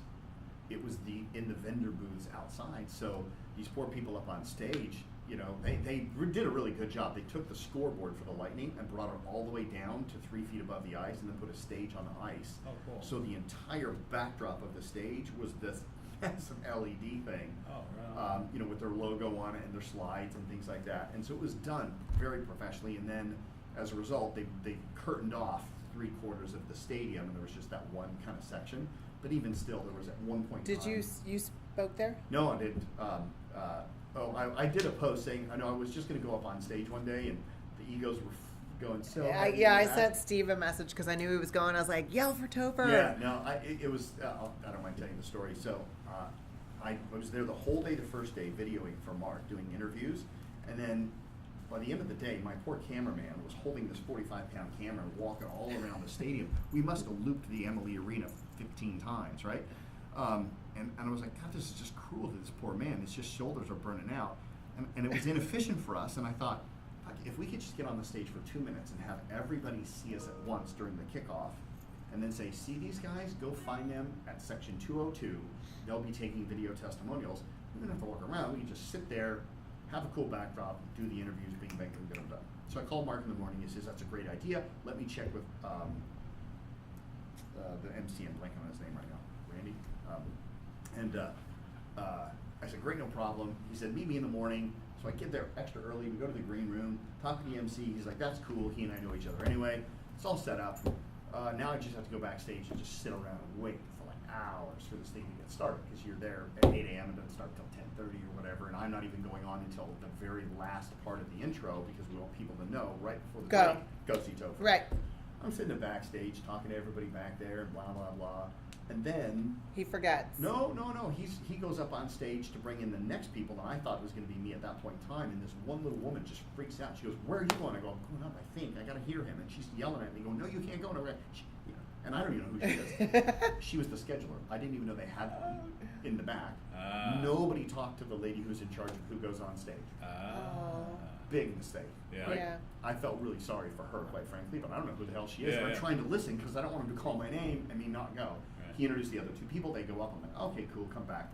Fucking drama, man.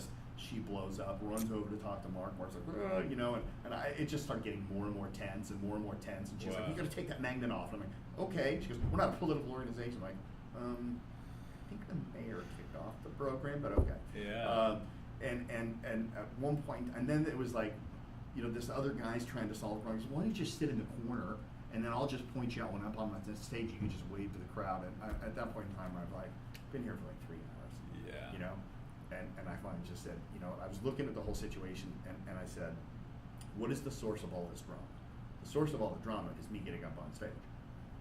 Let's just eliminate that as an option, and the drama goes away. So I just said, I'm sorry. I go, please know I'm a pawn in this. I didn't know what was going on, but it's clear that there's just a lot of conflict here. Easiest way to eliminate the conflict is just eliminate the options. I go, so I'm not upset. It's not a big deal. I'm going to take off. It's no big deal. I just walked away. But then by the time I was walking away, I just started getting more and more fumed. Yeah. Because I was still going to sit there and help him out, Yeah. but I just started getting more and more. I was just like, I've been here, and I should be on the phone raising money for my goddamn food. So I finally just went, fuck this, I'm out of here. So I just walked in, and I told the guys, I go, I'm out of here. I go, I just can't handle the stress. I go, too many egos, I'm gone. So I just left. I didn't go the second day. Oh wow. Yeah. Yeah, I just left. They should have had you speak. Yeah. That would've been Well, good. that's neither here nor there, but the event itself was very good. There were way too many old white men on stage.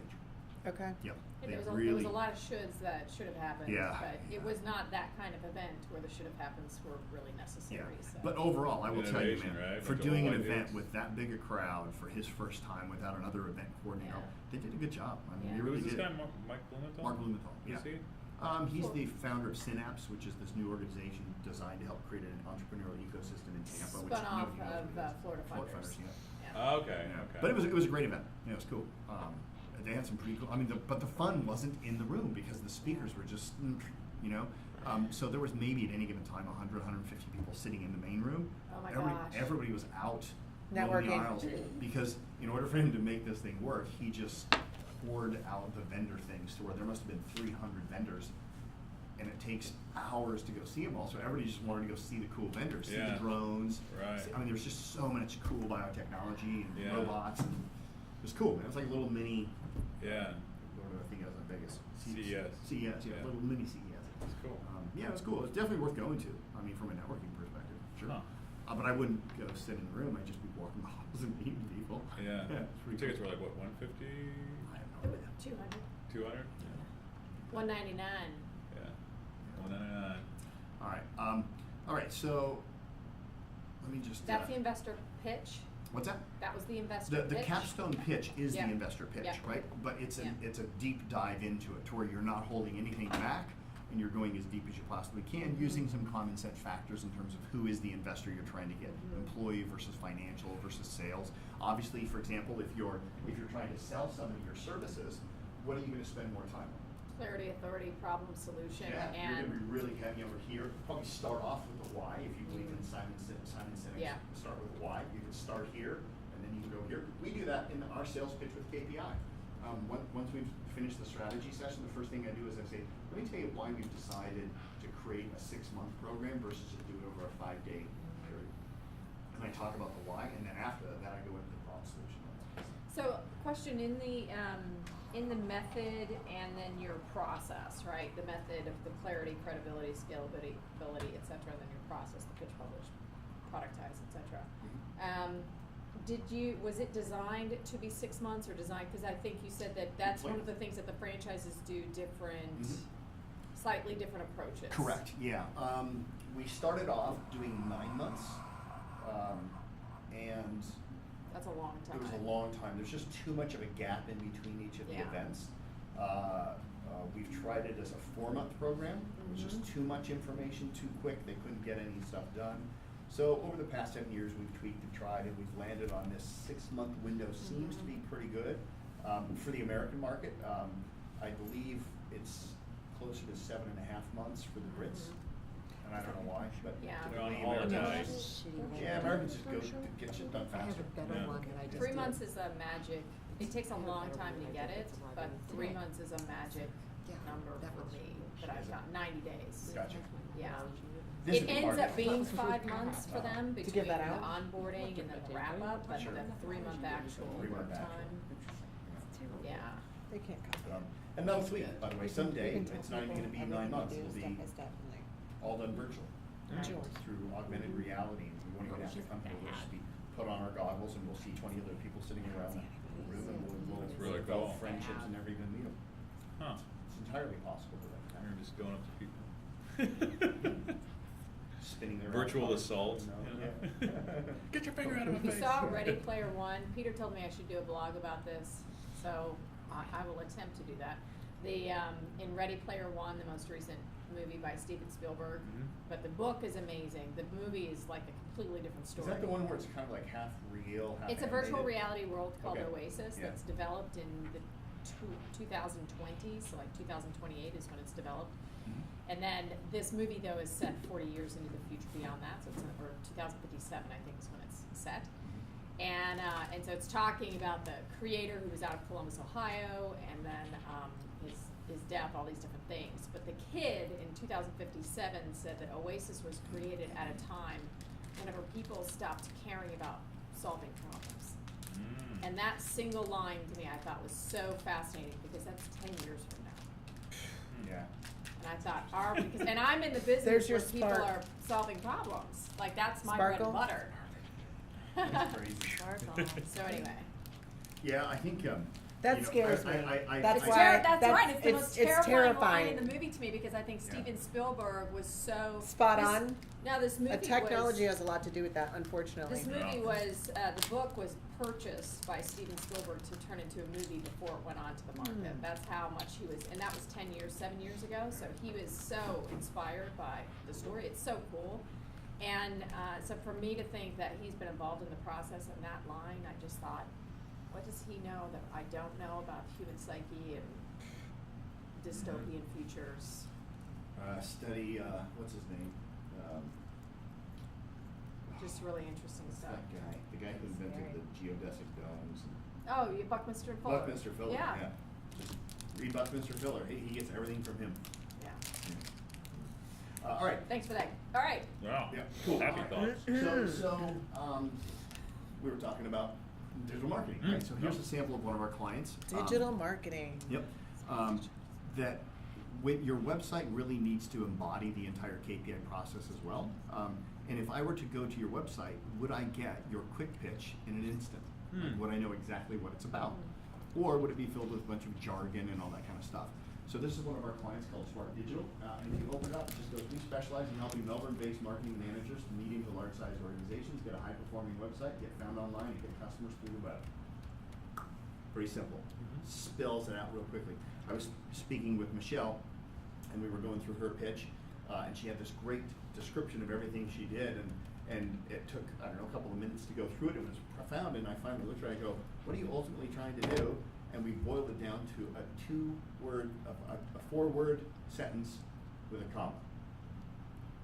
No, it's more than 4 words. Well, that's, here, I've got it actually right here. Do you remember it? Okay, I'll read it. I've actually got it here in my notes. It's real simple. Oh, this is weird. It's literally the first document I pulled up here because I was looking at it. Sell more lights and make more money. That's it, right? If we went to her website, because we were talking about this, there was just so many different places to go.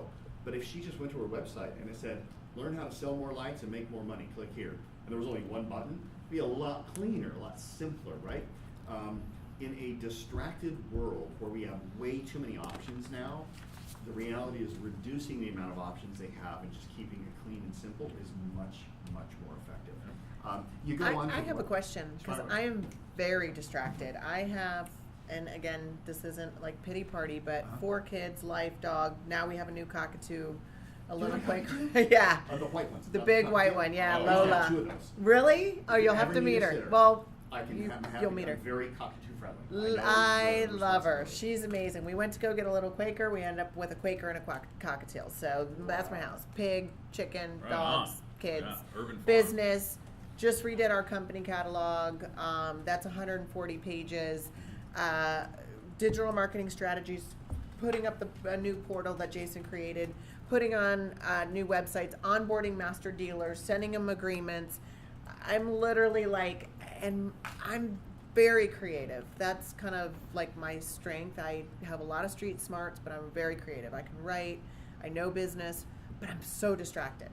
Like this list right now is going to be like, I'm going to attach myself to this for days. I went through the ATM with you. We have all the videos. I have videos from 2015, 2016. You and I went through all that. I've got to sit with Jason and get those all loaded. Just got all the videos back from 2018. Cool. Condensing them. I have too much going on. I know everybody in this room does, but I find that when I get that way, I can't, like you just asked me what was the sentence that we came up with. So And one other problem, I want you to answer that. One other problem is I create, like I love to create, but then I'm not satisfied. I have to keep creating. And I know that this is probably a challenge of a very creative person, because you do something, write a book, do this, then you're like, okay, did that, now next. And you forget all this other stuff. So here's my thinking on that. Your biggest challenge is not fixing that, but your biggest challenge is to do more of that without beating yourself up. So have we ever gone through the wealth dynamic stuff with you guys? Ever talk about that? I don't think so, but I can That's speak to my that as challenge. well. We're soul sisters. It's good. Okay. Yeah. I mean, I don't have I'm four just, kids. I'm You're throwing I'm it not out there comparing because. Well, I lives. confuse you two all, but not the fact that you're Right. also blondes as well, but. Right, and you're we're both tall. creative. Yeah, the same Tall. name. And we like to work out. All right, so here's the thing. You were gonna say something. Yeah, but I think it's also appreciating what you've created in your team. They need to use those as assets because everything that you're developing are assets. Assets need to be promoted, otherwise you're just creating shit in a box. Mm-hmm. So if they're not taking this and saying like, okay, how can we promote this, to get in front of more customers and bring them in, then I feel like even though I have an amazing team. I mean, honestly, I really do. But I feel like they look for the leadership regardless. They do bring some creative ideas, but I really have to follow back around. and Casey you are- Yeah. created that for me. That I got to go back around and circle back around. That's Yeah. for my and. Even just like with the videos, they're not coming to me with ideas. I showed the ATM model. You're I'm not going, supposed to. okay. So let me go through this and I'll kind of give you some ideas of how to utilize that. All right. So if you haven't studied this guy yet, I'd recommend you look into him. His name is Roger Hamilton. He's one of the smartest entrepreneurs I've ever met. Ooh. He was a partner of mine for many years. I would go down to his entrepreneurial resort in Bali, and I'd live there probably 2 months a year, teaching his workshops. So I've been trained in his. In fact, we actually created a cool product that you can still get online, which goes through this whole process. Basically, here's what Roger did. Roger went through. He's a unique guy. That's him. Yeah. Oh. So See. Roger was raised in a very unique environment. Like his mother is Asian, his father's Scottish or something. I can't remember what it is. So he's this weird little hybrid kind of guy whose father was very wealth driven. His mother was very spiritual, and He's a good-looking guy. kind of had this really cool upbringing. Well, what he did is to take a back step here. If you look at all of the personality profilings that are out there, like Myers-Briggs, DISC, all those kind of things, all of them came from one specific origin, and it came from Abigail Briggs and Catherine Myers from the Myers-Briggs type indicator test. And they're all spin-offs of that. But what's important is to realize where that came from. Abigail Briggs and Catherine Myers, if I'm saying their names correctly, were students of Carl Jung. Carl Jung created the basis of all of that. And he actually got his information from a guy named Roger Wilhelm. Roger Wilhelm that. was a German to Chinese translator living in China, and he found a book called the I Ching. The I Ching is the oldest published book on the planet. It's over 5,000 years old. So it's the oldest documented book that we have. And the I Ching is a book which talks about how humans relate to nature and vice versa. And when Roger read this book in Chinese, he called his friend Carl Jung and said, "Oh my God, you know that stuff that you talk about with personalities? There's a book called the I Ching, which has the entire thing mapped out. You gotta read this." He translated the I Ching into German, gave it to Carl Jung. He read that, and that was the birth of the type indicator tests, and I think his archetypes indicators or something. I can't remember what his first book was that he wrote about that. And that was the birth of personality type indicator test. Well, the interesting thing about that is when they developed the Myers-Briggs, there was one piece of the I Ching that he couldn't fit into the model, so he just left it out. Roger went back to the I Ching, to the original book, and looked at that to help create his type indicator test as well, but he included the missing elements and whatnot. And what he does is he's developed a system where he's identified that there's only 8 ways for people to stay into their flow when creating wealth. So when you're creating money or wealth, there's only 8 ways you can produce wealth. And these 8 ways are directly correlated to the 8 personality types out of the I Ching, which are also very similar to the Myers-Briggs. So I'll kind of give you the parallel one. So what he talks about, Michelle, is that here are the 8 personalities. The first one is what they call creator. Okay? And a creator is great at inventing things. And if a creator is creating, they are building wealth. The moment a creator has to start getting caught up in the minutia and the details and the small things in life, they get out of their flow and things don't work for them. And we've all experienced flow where we're just crushing it. I use that word a lot. Yeah, I we love experience, flow. we get out. This shows you how to stay in entrepreneurial flow. That's basically what he teaches. So creators are designed to create. By the way, so this matches with what they refer to in Myers-Briggs as intuitor. right? Which is essentially just big picture people. So let's just put BP, big picture, right? Versus the details, which they call the sensor, if I'm not mistaken. Okay? So creators are big picture, and by the way, over here, this dynamic is introverts. And over here is extrovert, or what the Myers-Briggs calls, That's what they call it. what do they call it? You're either an E or an I. Yeah, actually, they call Yeah. it extrovert introvert. Yeah, Yeah. sorry. Yeah. So a creator is equally balanced with extrovert and introvert tendencies, but they're off balance with regard to big picture and details. So when a creator is in entrepreneurial flow, they have a good balance between people and systems, but they're all about the big picture and the vision.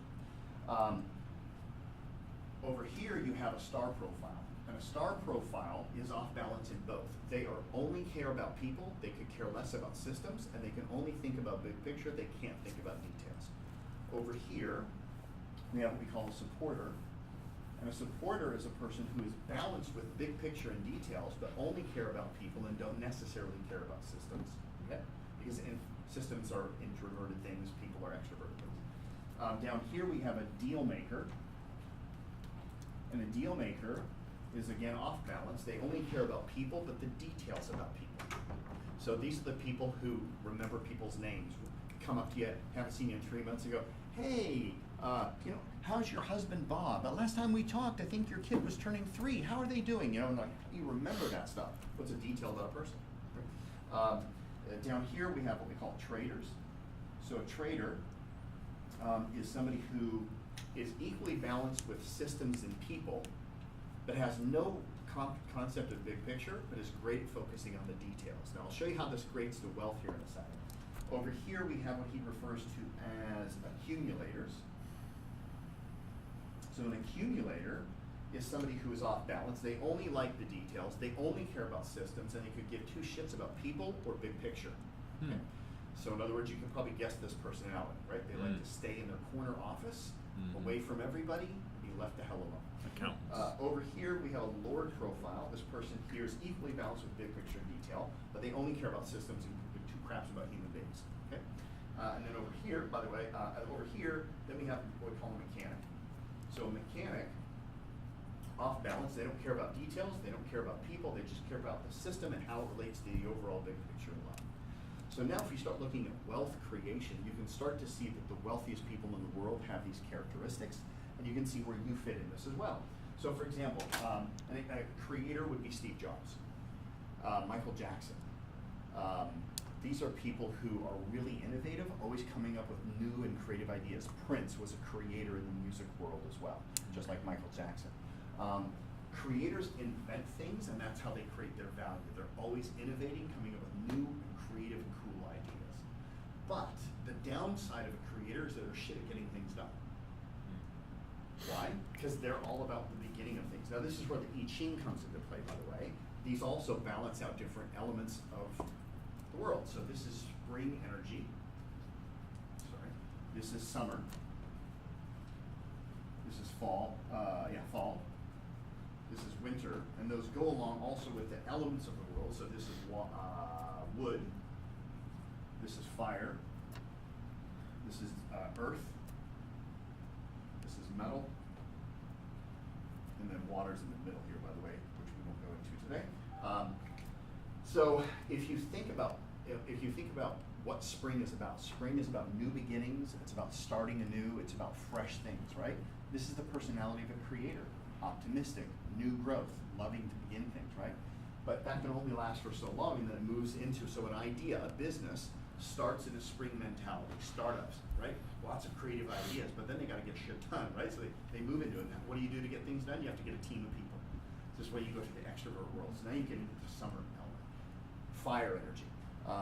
When you think about fire, it's constantly burning, it's hot, it spreads like wildfire. When you think about summer energy, what happens? Summer's the season for people. We have barbecues, we have outings, we go to the beach, we have all this stuff, right? As opposed to the winter, we stay inside, we just stay warm. Right? If we just stay in the form of people, we just keep burning, we're going to burn out. So what do? We go into the fall now, and the fall has to prepare for the ebb and the flow of life, right? So this is a very critical point for businesses. This is the squirrels collecting nuts kind of a thing, right? If they don't do it here, they're screwed during the winter. So, and then of course the winters things are slow. We have our seasonal businesses, we have our economies, we have our flows where it's a little hard to work on. And then it comes back around, and also we have new points of growth again. So you can see this in countries, you can see this in political aspects, you can see it in business, you can see it whatever. So creators create value by inventing, and the world's best inventors are always creators. Where they get caught up and struggle is they beat themselves up because they don't get anything done. A creator is never supposed to get anything done. A creator is supposed to come up with the ideas. That's it. And then they hand it off to a star. A star profile gets their value by shining light on something, right? Don't think of it in terms of star as celebrity, think of it as star as celestial, right? What is the purpose of a star? It heats things, it warms things, and it illuminates things and makes people warm, right? That's a star profile. I'm a star profile, I'm not a creator. I don't have a lot of original ideas. Everything I'm teaching you, a creator came up with, Daniel Priestley. He's smarter than I am, more creative, but I can communicate his message better than he can, because I can shine a light on it, right? Where stars get screwed up is that they think that it's all about them, and they turn the light inward, and they try to make it about them, and that's kind of like if a star puts its energy inward, it blows up, right? So you see star profiles, they do really good when they shine their light out on others. So Oprah Winfrey, for example, is a star profile. She would destroy her business if she started bragging about herself and shining the light on herself. But how does she do a TV show? Always talk about others, others, others, right? Tiger Woods, by the way, is a star athlete. So in other words, he makes Nike look good. When he wins, he sits down at the press release, and what does he say? He goes, I'd like to thank my sponsor, Nike, for helping me out, right? And I want to thank my coach, and I want to thank my team, and I want to thank, they're always thanking other people. That's a great athlete, star, right? Star profile. But the moment they go, it was all me, man. This is great, right? All of a sudden, they have a fall from grace. Stars always have a fall from grace, right? Supporters. These people are the ultimate CEOs. They're the ultimate leaders.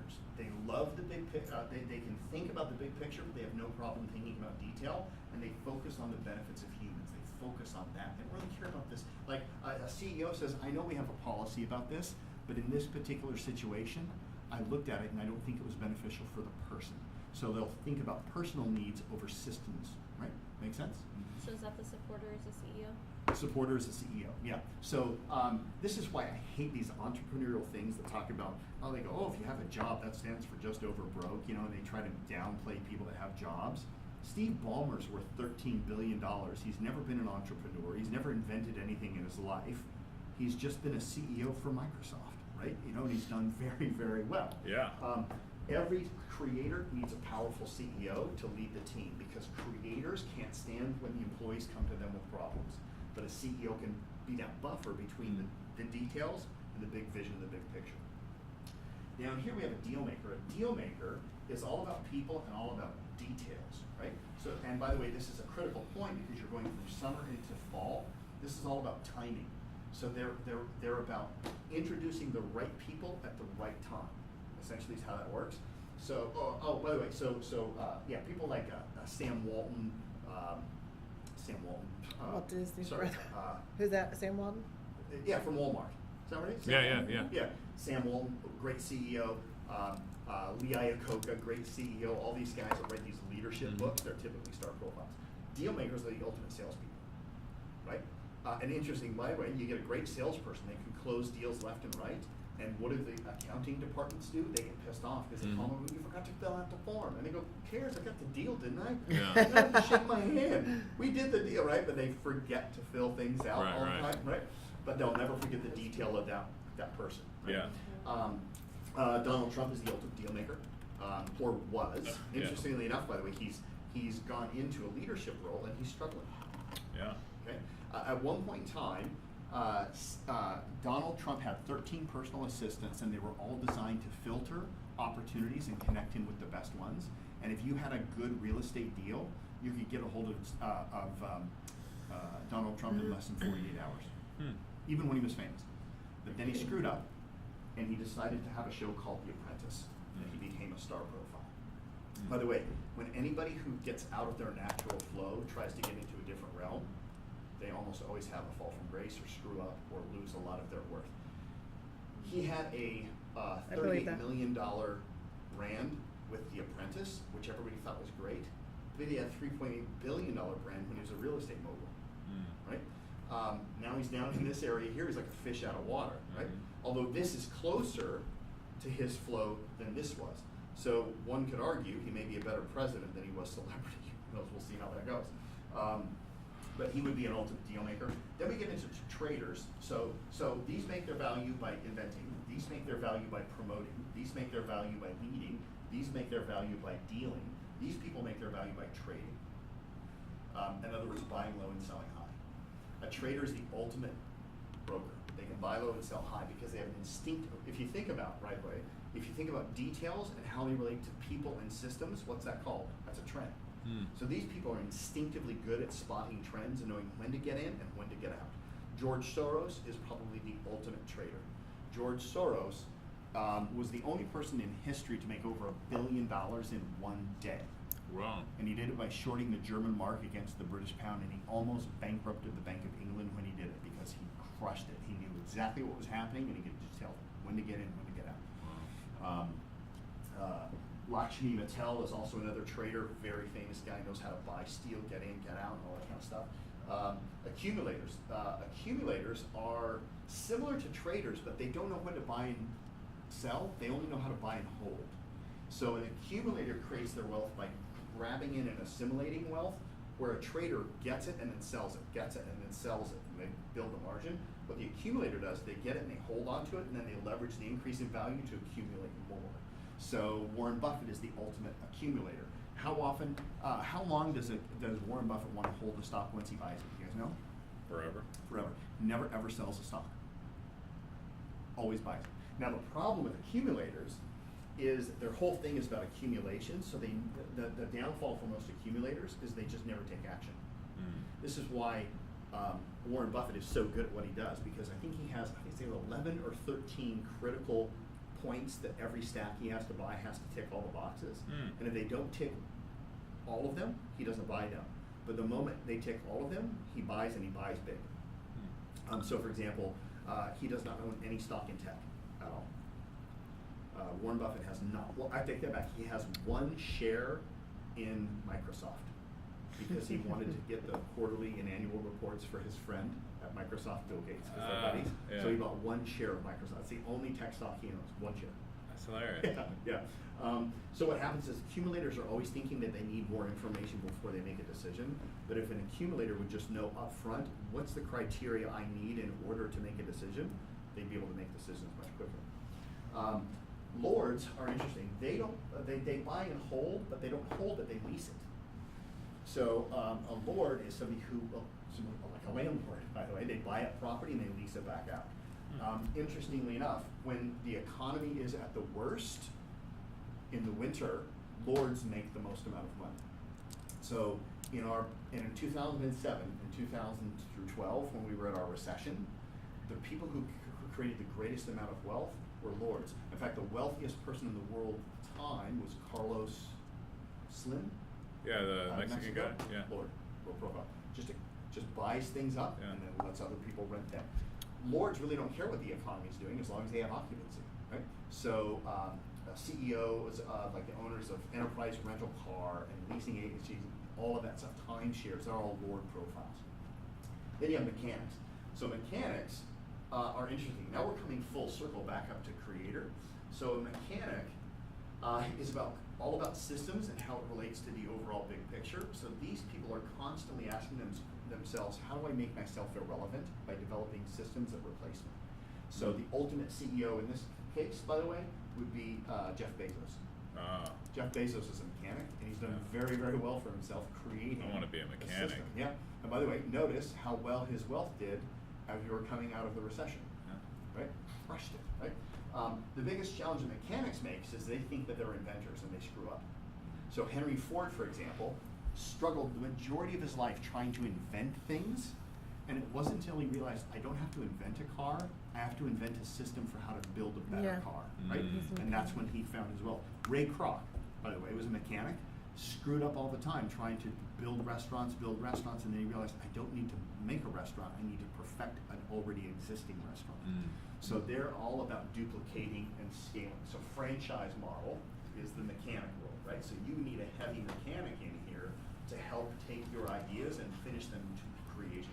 Mechanics are the best at getting things done. They never leave anything unfinished because it's their natural tendency. They are the final peg in the wheel. So in business, entrepreneurs, if you're a creator, you want to find a starter to promote it, a supporter to lead it, salespeople to sell it, traders to hold on to the financing, bookkeepers to do the financing, CPAs to and wealth advisors to manage your wealth, which kind of goes a little bit above in the area, and then a mechanic to help systemize and duplicate the process over and over. And if you do that, you create a pretty cool business. Now, you don't need to hire 8 people. Ultimately, what you really need is you need, especially like in a small startup business, like using Slicing Pie or something like that, or your key executive team, really what you need is 3. And you need 2 different ones based upon what your profile is. And so there's a system for how you do that. And the system is 1, 2, 3. So for example, if you're a creator, Michelle, you're number 1. Then we go 2 over. 1, 2, you need to have a CEO who leads the people, right? Because you probably don't want to get burdened and bothered by your employees coming to you with petty shit problems. Then you need 3 away. 1, 2, 3. And what you need is somebody to handle the books to make sure that the money's not getting nowhere. That's think of like a bar stool, right? You kind of want to spread the legs out. Like no worse company would be to have like a creator, a mechanic, and a star. Very unstable company, right? Yeah. Things would get lost, right? Nothing would be happening. Nobody would be getting anything done. Yeah. So you want to spread that out. I'm a star profile, so I do great when I come up with a deal maker and a lord.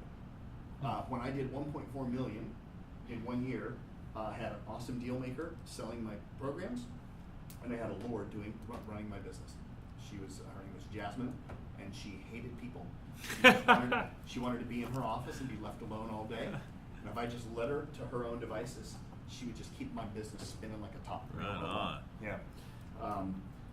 So this is a long-winded answer to that, but understand if you know your personality, your job isn't to get shit done. Your job is to get it going and then hand it off to people who can continue that process. Right? And when you do that, then you don't beat yourself up anymore. Yeah. Make sense? I have a lot of the right side, Yes. like across yeah, the you're board. all you're spring and fire energy. You're up in here. Same Yeah. with me. Yeah. So Yeah. By the way, that's it. Most of our clients, by the way, What is we that? typically Wealth get dynamics? clients. I would have to say probably 70% of our clientele at KPI. Fall in. You're here. It's this part right here. Yep, We tend that's to where I attract was. that. But you can take it. Can you take a personality test? Yeah, it's like $100, $200. Yeah, well, yeah. It's pretty badass. Yeah, should I do it? You think? Oh hell yeah, yeah, it's pretty cool. Because I've done the other ones. Well, now he has. So if you want, oh shit, we're supposed to take a break. That's why you're in here. Next time, throw something at me. It's time to take a break. Let's go to break. Well, you are the flow, eh? Yeah, Yeah, man. yeah. If you would have stopped, that would have stopped. That was great. Let's take a 15-minute break and then we'll come back. And you weren't recording. No, she's recording. We are recording? Okay, good. Okay.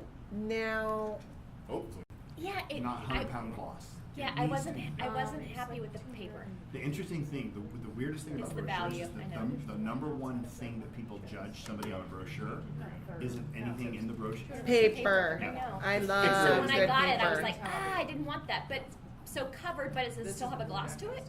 Well, or you can have cover satin nowadays. Satin seems to be Okay. the cool stuff. I asked for 100 pound. They gave you But- 100-pound gloss, not 100-pound cover.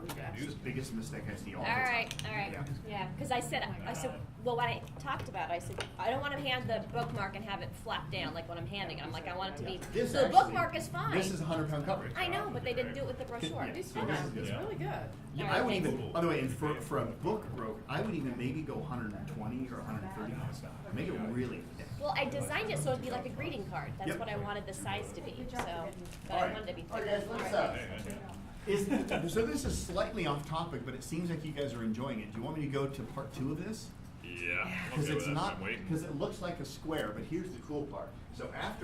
Oh, by the way, this shows you what happens when you find the right people. Roger was burdened by trying to teach his programs, so he found me a star profile to start training, and I can teach this stuff way better than he can, by the way. So he had all these programs, he hired me to start teaching them, and that allowed him to get back into his creative flow. Yeah. And as a result of me working with him for like 2-3 years, he developed an entire second piece to this, which then takes this, and instead of This it is being our a new square, brochure. he now has another process called the wealth It's spectrum, 140 which is pages. another one to We look did a at. full Okay. timeline. So are you They guys went ready back. for this? So Yes. the wealth dynamics profile shows you how you find your flow. The wealth spectrum shows you your relationship to wealth. Ah. And let me see if I can draw this, okay?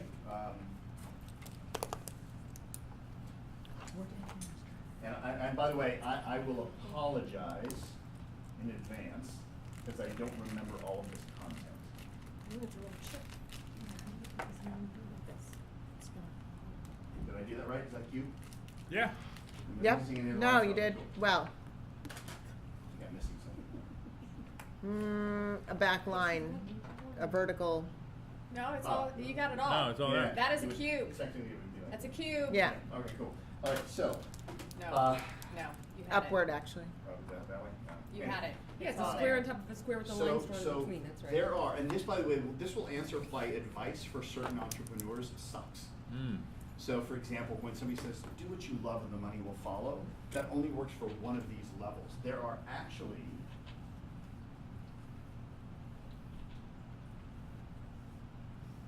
9 different levels inside that square. So, for example, you have 9 different creators, 9 different levels of star, 9 different levels of supporter, deal maker, trader, accumulator, lord, and mechanic. So the advice that you give somebody who is a level 1 star is not the same advice you would give a level 9 star. Mm. Okay? So, and they're broken up into 3 main levels, or 3 main chunks. So they have what they call, oh, see if I can remember this stuff now. I never taught this, so this is not my strong suit. I taught the wealth dynamics, I know it inside and out backwards. You have your, what do they call this? They call this, let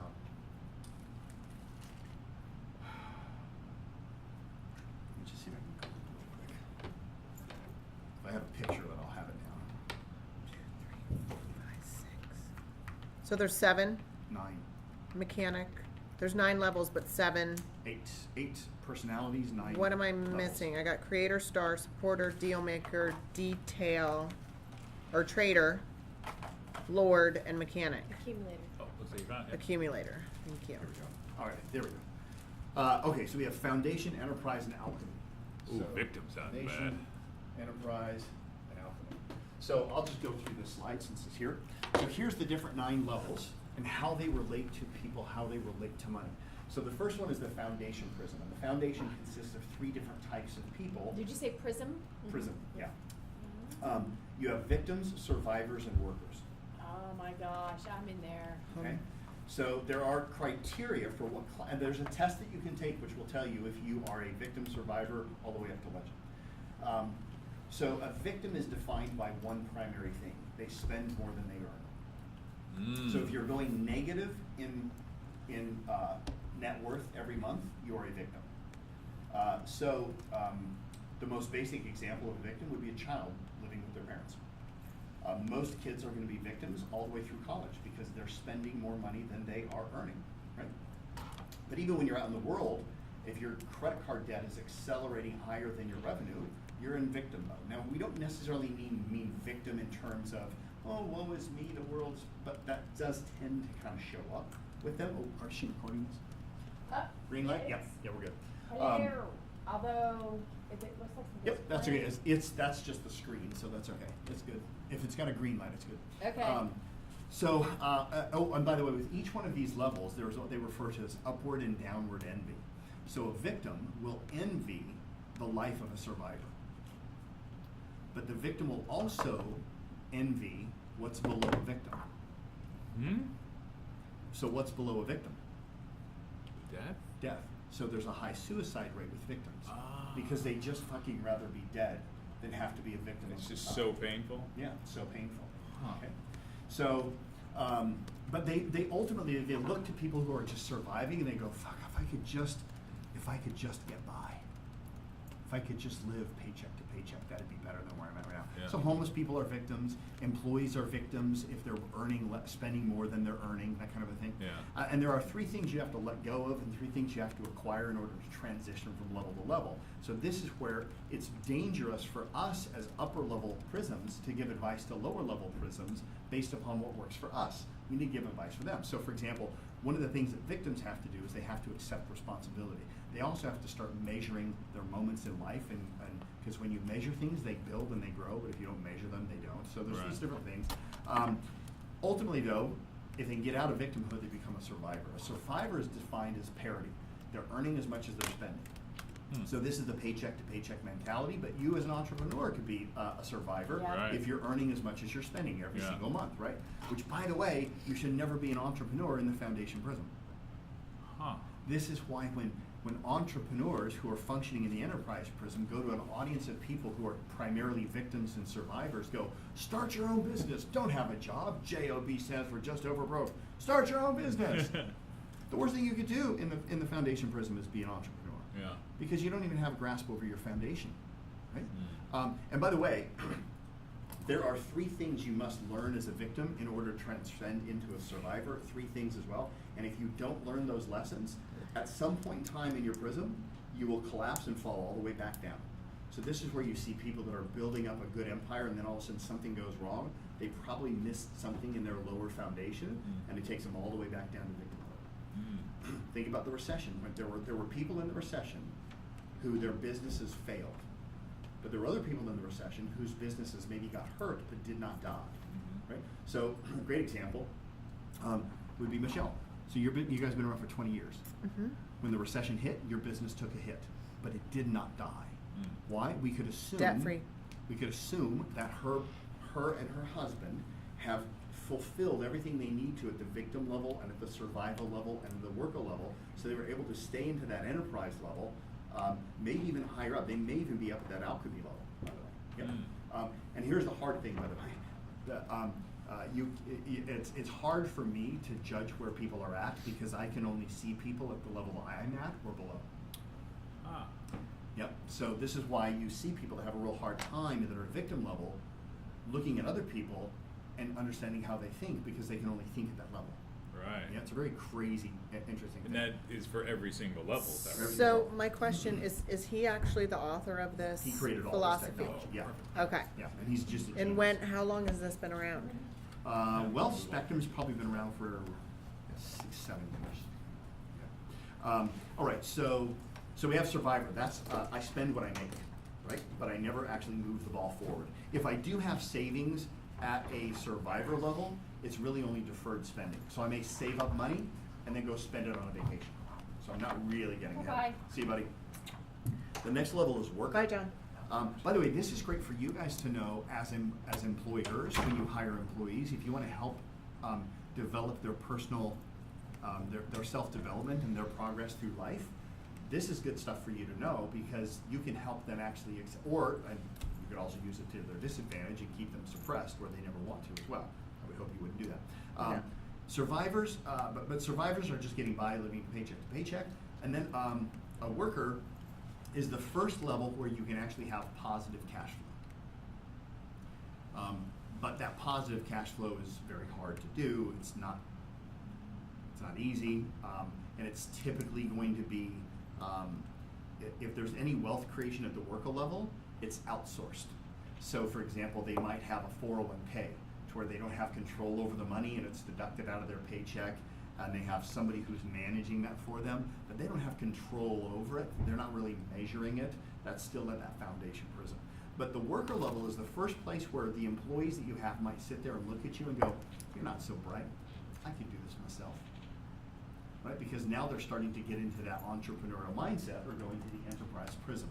So where you have to look at employees that are wanting to go out and leave, if you don't foster that entrepreneurial spirit, is they're going to go start up their own business.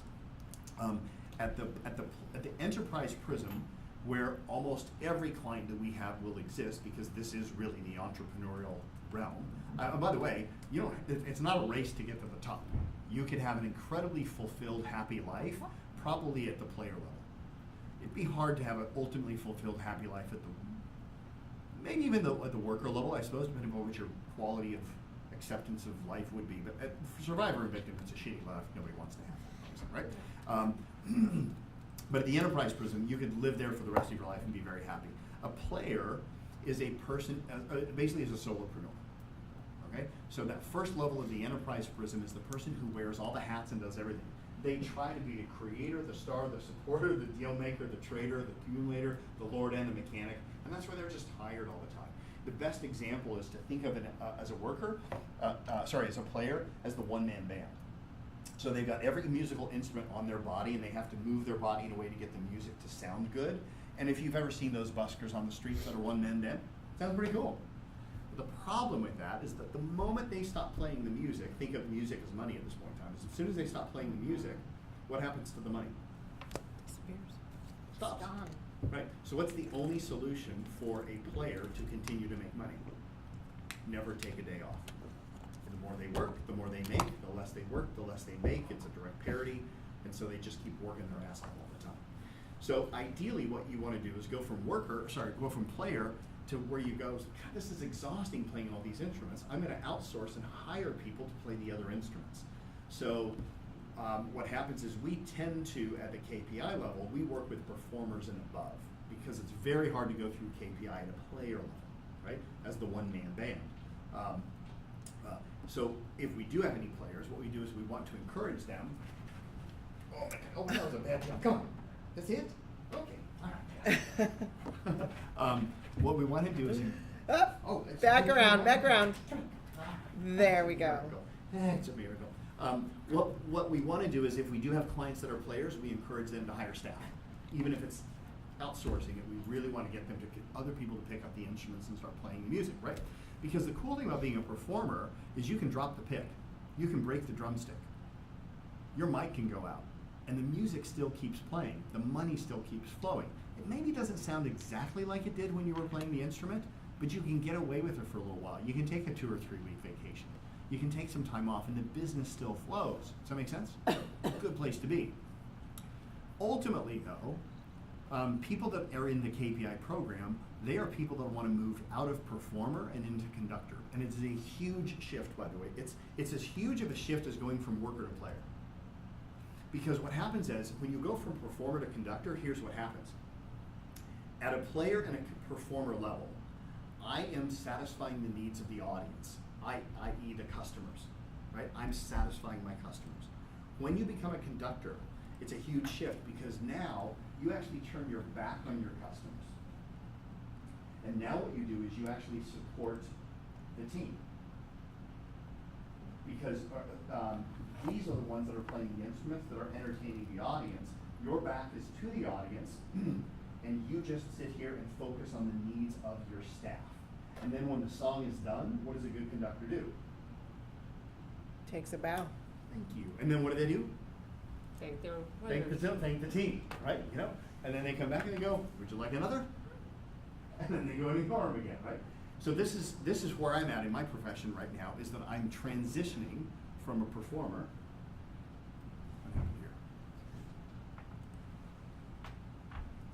I'm transitioning from a performer to a conductor.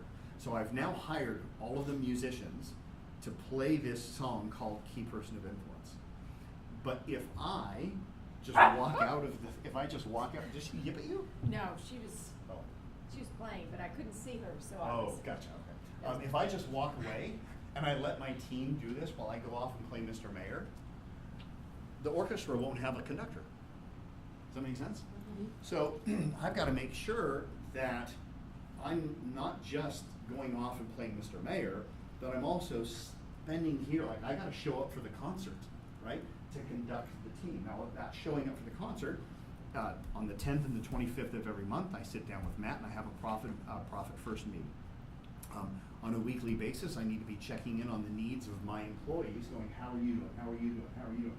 Is there anything we can do for you? What can I do to support you? Because I want you to be able to provide for them. Does that make sense? And then at the end of the KPI program, we have a party and I'll show up and I go, hey guys, I've never even met you, right? Let's give these guys a round of applause. Let's thank Matt. And but it's a very hard shift to go from that level where you're no longer satisfying the needs of your customers, you're satisfying the needs of your employees. That's where you're at. You essentially don't have I was one-on-one interaction. totally relating. Yeah, Because you don't have one-on-one interaction with your customers, or you may, and that's the battle, right? This is the battle I have, because this is kind of what I'm doing, by the way. I'm kind of doing this. How you guys doing? Can I get you a Coke? that's what I'm doing. Hey, how you doing? You like the concert? Would you like me to slow down or speed up? How's this song going? Right? and this is a very kind of like, not a very good conductor. Conductors never go this way. Control. Yeah, yeah. So how you measure the mark of a good conductor is by how they never pick up an instrument. Because as a conductor, if a conductor is going to the concert and they get a phone call from their lead cellist and says, shit, car wreck, I can't make it to the concert, does the conductor go, no problem, I know how to play cello, I'll take over for you? No. No, they won't. They'll reorchestrate the score on the fly so that the audience has no clue that some piece of the thing is missing, right? That's how we'll measure the mark of our success as a conductor, is do we want to step in and go, oh, let me just do it for you? Or we go, no, I've got to just satisfy the needs and reorchestrate the song, the score of the music. Is this valuable for you guys? I love it. Yes. You can see I how love the it. advice is totally different depending upon what level somebody's coming from, right? Then I could talk about the other ones, but honestly, I'm kind of talking out of my ass because I don't know that much. I can still use a little bit of the metaphor here. A trustee no longer conducts the band; they buy the concert hall, right? So now they're the So that one. would be an investor or a philanthropist or Correct. okay. Yeah. All When you right. get to that level, you're you have zero hands-on approach. You're a Richard Branson. You're a Elon Musk. By the way, Elon Musk, interestingly enough, is struggling right now with Tesla. And I watched an interview him today, and they say that he actually sleeps in the factory sometimes because he's constantly walking up and down. Bad move. Trustees don't do that. He's a little cuckoo on my He is opinion. a cuckoo, but that's okay. Most geniuses are. Yeah, so trustees really are the ones that are at a financial level. Then the next level above that is the composer. So what's a composer? You're going to see composers in government. So these are, Bloomberg is a perfect example of a guy who went from trustee to composer. He's a baller entrepreneur, and then he goes, I'd like to be the mayor of New York. And he steps into the role of composer, right? I don't, by the way, for a minute think that I'm stepping into the role of composer at a mayoral level this city, but there's elements of that, right? There are elements of that. Oh my lord. Yeah, I'm sorry.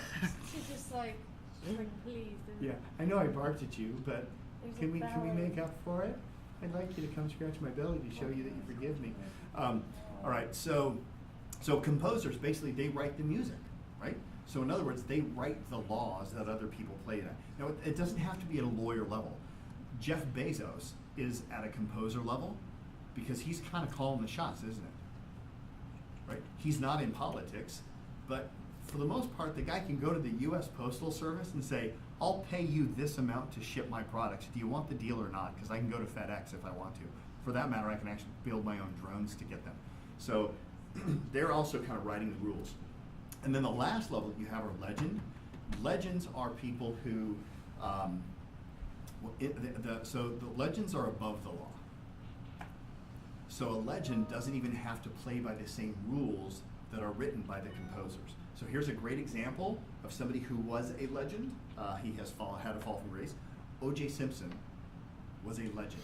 He was literally, quite literally, above the law. Michael Jackson, a legend, literally above the law. Right? These are people who are accused of heinous crimes and found a way around it. Right?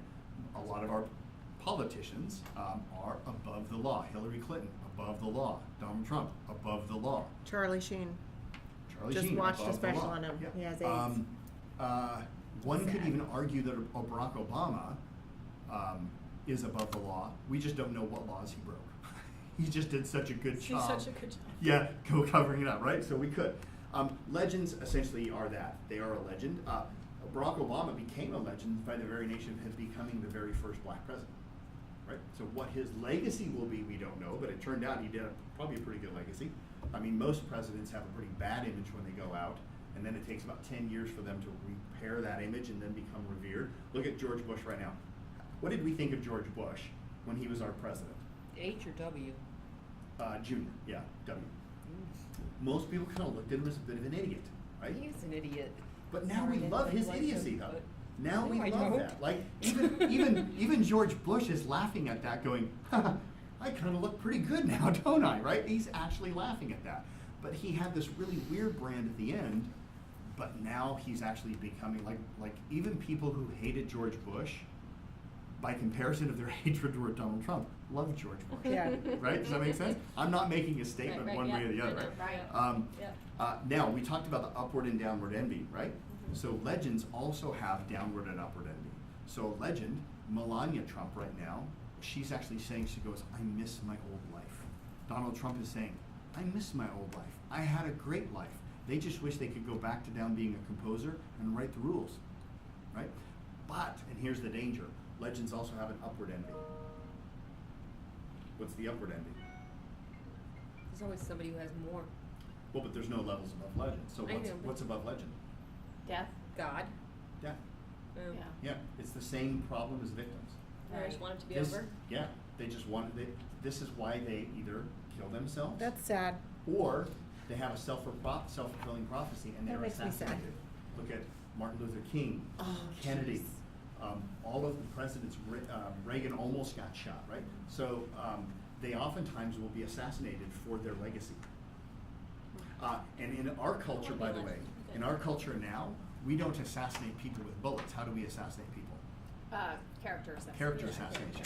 So if you look at some of the legends out there, your Bill Cosby, he is now having a character assassination. By the way, I'm not saying it's not well deserved, right? Right. He Right. very well Sure. may have completely deserved and earned it as well. But there is a character assassination. He will die in image. He's also old enough to probably die relatively soon. Anyway, but you can see lots of Charlie Sheen, by the way, has had a character. His wasn't a character assassination. His was a self-sabotage. character suicide. Yeah. Right? So he had a self-destructive nature, which kind of killed his image. Right? So did Britney Spears. Britney Spears, yeah. Although I don't know that I would go. Well, maybe. Yeah, And maybe. She kind of. Yeah, certainly a Shake her head. Madonna and a Cher. They're at that level of legend. No question. Yeah, maybe Britney Spears could too. Trying to think about it. She's had a very long career since she was in Musketeer. Yeah. Anyway, so different levels, kind of cool. It's good for you to know as well in terms of trying to find partners, which is kind of what we're alluding to in the next session, which is partnerships. Where do you want to find people at, right? So, for example, I could have hired a CEO who was at a performer level, but I didn't. Matt Dieter is clearly at a conductor, maybe even at a trustee level for what he's done for his success in life. I mean, the man's done some pretty amazing things. He's taken 3 businesses, he's scaled them up, he's sold them off, he's done very well. I did not want to hire a CEO who's thinking at a performer level or who's thinking at a player level.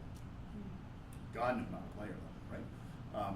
So different levels require different options, but it's kind of cool. So this is all wealth spectrum.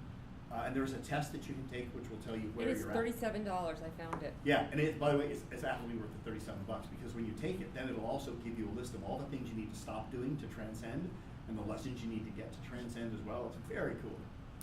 It's some of the coolest On shit. the website, it tells you what are you going to get when you take it. You get a wealth prism, wealth level, pain and gain, 3 steps, wealth profiles, and 1 life lighthouse. I don't even know what the Life Lighthouse is. He was just working on it. Wow, you're still reading, he says. Yeah. It's a lot of words. Yeah. By the way, you can just go on YouTube and search Roger Hamilton and watch hours and hours of footage. He even has a tour that he has of Vision Village. You can go see, and he'll show you the whole feng shui thing as well. It's pretty cool. Yeah, if you ever get down to Bali, go to Vision Village for sure. It's a cool place. So it's very peaceful. All right, let's move on. We were looking actually at some websites. I was showing you the power of your methodologies. Yes. So we talked about Smart Creative, had an immediate quick pitch right on their front page, told everybody exactly what they work with. I immediately know whether or not I qualify or I don't to be one of his customers. I go to the next page, and what does he say? We get more customers through the web. Our approach is based on a 7-step process that helps our clients get great-looking websites, get found by search engines, and outperform competitors. Didn't even go through what the 7 steps are. There is a 7-step process that he has. He's listed the common 3 problems that they have. All of this is just clearly available on their website. If you have these 3 problems, you're going to go, God, does this guy have cameras installed in my office or what? Right?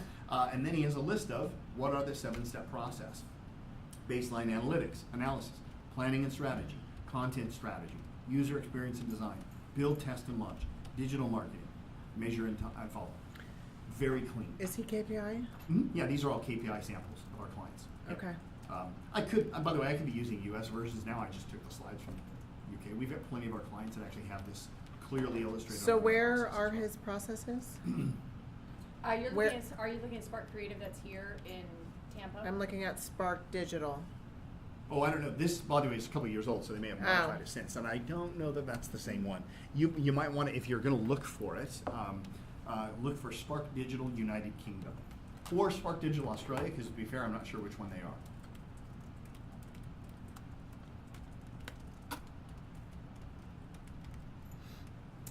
Here's another one. So this is a natural fertility and health clinic by Gabriella Rosa. Is that full screen? You got it all? Yeah. Yeah. All right, cool. Want more vitality, better health, and more well-being? We have the solution right here. Very quick, simple pitch, let you know what you're doing. You go to the next page. Natural Fertility Health Solutions as a natural fertility clinic. Over the past 14 years, my team and I have helped thousands of couples overcome fertility to create healthy babies and happy families. By the way, pretty clear pitch, right? You go to the website or you look at our brochure. By the way, this could be a brochure and maybe not a website. Gabriela's Fertile Method. And FERTILE is an acronym for Fact Find, Educate, Recommend, Treat, Incubate, Liberate, and Result. Right. You like that, do you, Macy? Wow. Simple methodology makes it very clear, especially when you're looking at something so pie in the sky as being able to have a baby if you've been trying for years and years and you don't think that it can happen. This actually makes it seem like it's very close. And it's called the Natural Fertility Breakthrough. That's what she's branded the whole. Yes. So it's a fertile method, but she's branded it as the Natural Fertility Breakthrough. Yep. Here's another one. What is this? This is venues to events. Hey, pipe down. Come here and grab her.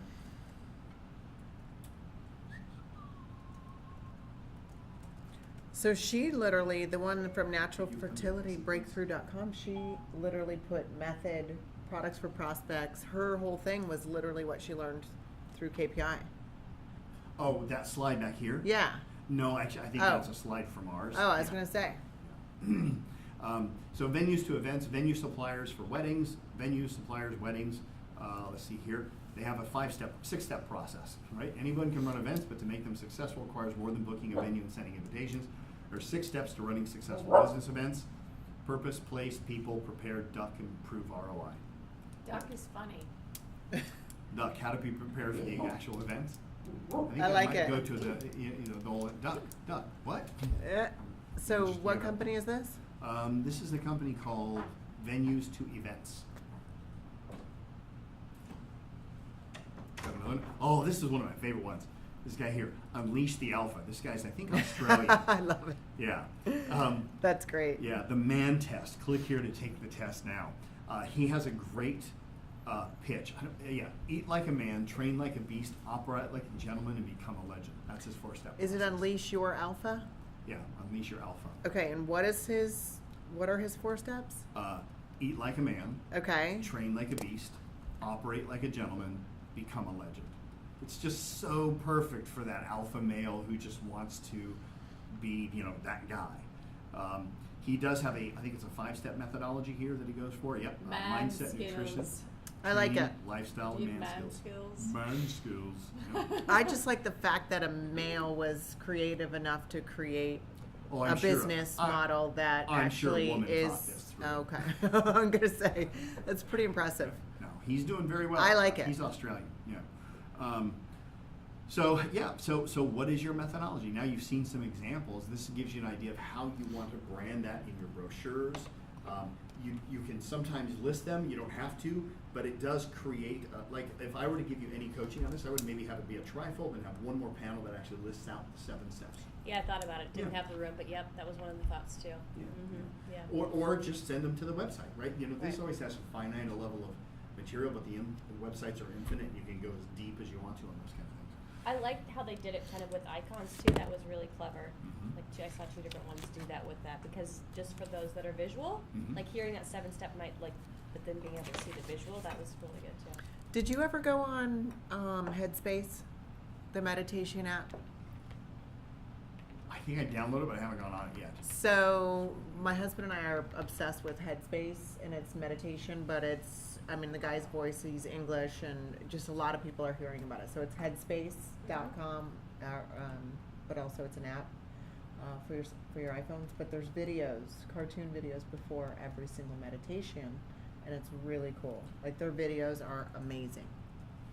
Here's a great example. So this is one of our clients here in the States. So it's Soaring Eagle Consulting. And if you look, you've got your About Us, database solutions, and then there's a thing called here, our methodology. You click on it. Our 5-step methodology for optimal That's database awesome. performance. V formation stage, stabilization stage, elevation stage, validation stage, evolution stage. It's very clean, it's very simple, right? And yet, those 5 things are probably what every single database management company does, but they're the only ones that have that proprietary Yep. methodology with those words, and that's really what it's about. Soaring Eagle Consulting. Data Consulting, or can I find Database consulting. They'd probably be a good client for you, by the way. You'd probably be a perfect client for them. With as much inventory and as much data you have, you guys really cannot afford to have someone come along and ransomware your website. Your company would shut down overnight. These guys basically make it to where if somebody ever holds your website hostage with all your data, you can just flip them off, give them the bird, call them up in less than an hour. Your entire database is restored back up to running and done. So probably could, I assume you guys have to have something like that. we back up all the time. Yeah, that's Like different than QuickBooks, websites, Vault. Jason just built me built Garden Light, You an might wanna do- amazing vault. You might want to have Jason call these guys Okay. just to see what they can do as a because like all of that stuff is still not. It won't keep you safe from what do they call those guys now? The viruses or Is it whatever. ransomware? Yeah, ransomware. Where if ransomware gets installed on your system, basically you lose. Like we have one of our clients in Miami. He is a CPA, and his entire database got hacked by pirates, and they had ransomware, and he had to pay him $2-3 grand through Bitcoin to get their website back up. And then even then, they didn't give it all back to him, and then they gave him a second one. Said, okay, now we've released that, but if you want the critical data, we need another 3,000 or something like that. That's what they do all the time. He is now a customer. Sorry, Google. Fortunately, a little bit too late. Yeah, yeah. When you get to your size, you can't afford to not have that stuff. I'm trying to think of other clients that might be really clear on this that would have a website. So let's see about Yummy Marketing. See what he does. Is this Alex? This is Alex. So we help brands tell their stories when they're too busy creating new ones. We have a recipe that helps. Okay, so they call it a recipe versus a methodology. I wonder if it's in here. We apply our recipes by handling every detail. Here we go. There we go. Right. So we developed our so we call it a recipe versus a methodology. Discovery phase, strategy phase, production phase, distribution phase, analysis phase. It's pretty much the exact same thing that he said, right? You know, but it's in his own unique way.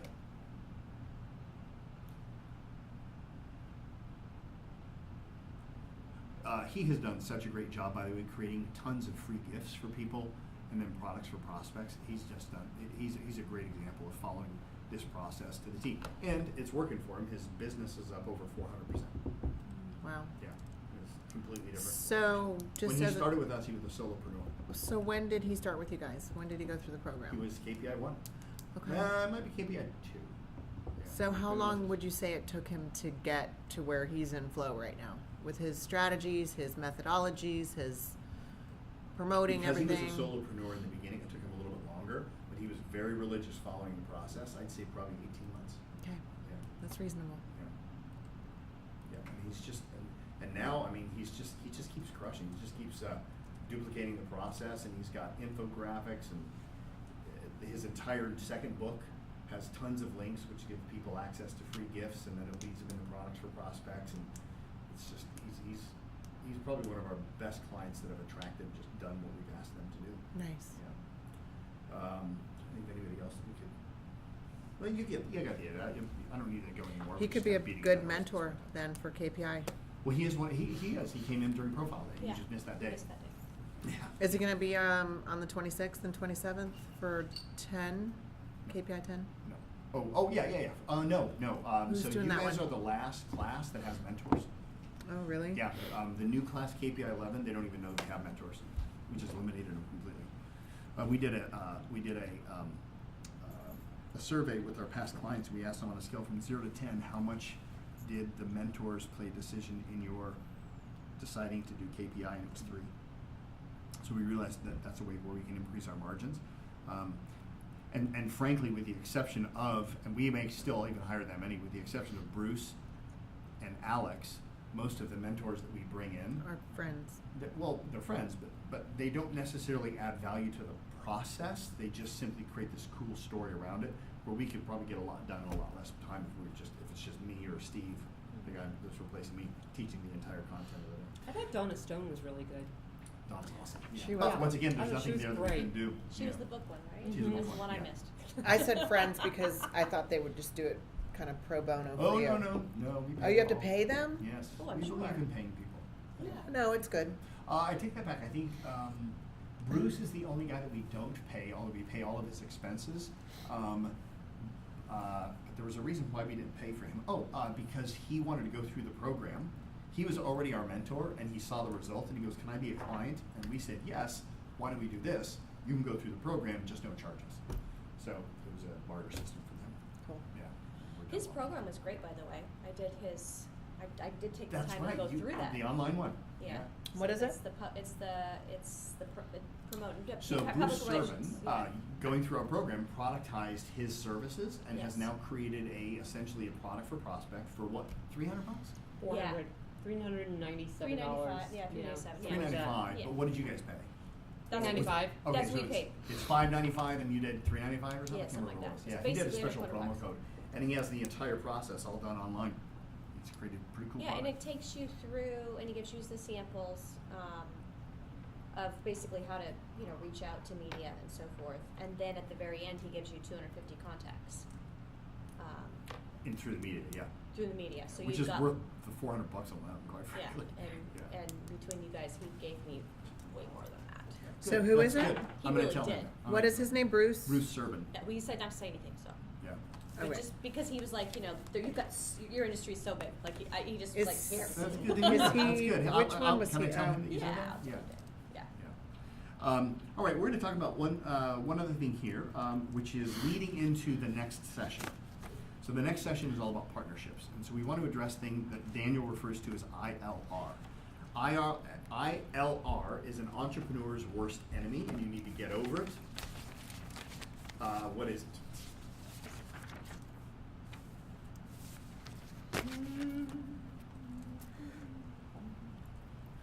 So ILR stands for the illusion of limited resources.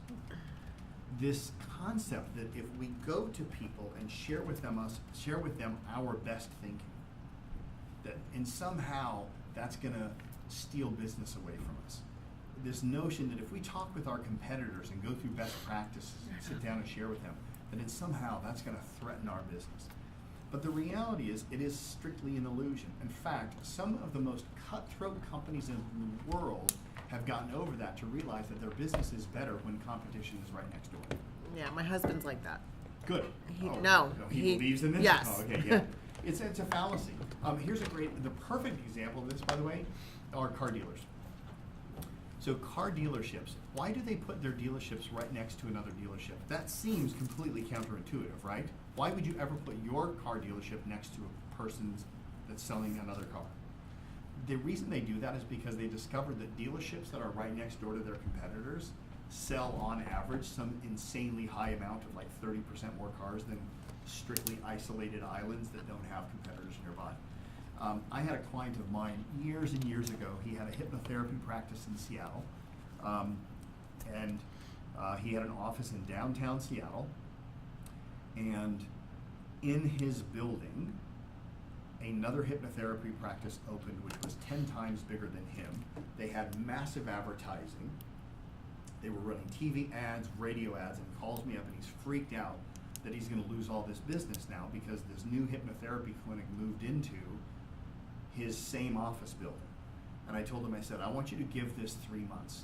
And my prediction is that in 3 months, your business is going to double. And you don't have to spend any difference in advertising. Don't stop. Do whatever you're doing right now in your traditional advertising, your traditional marketing, and I just want you to see what happens. And I don't believe his business doubled within 90 days, but it was an extremely high level of increase in the sales. And the interesting thing that he discovered is that he would have his clients say, how did you hear about us? And what he discovered was He was benefiting from their advertising. they kept, for him, clicking, how did you hear about us, TV ad.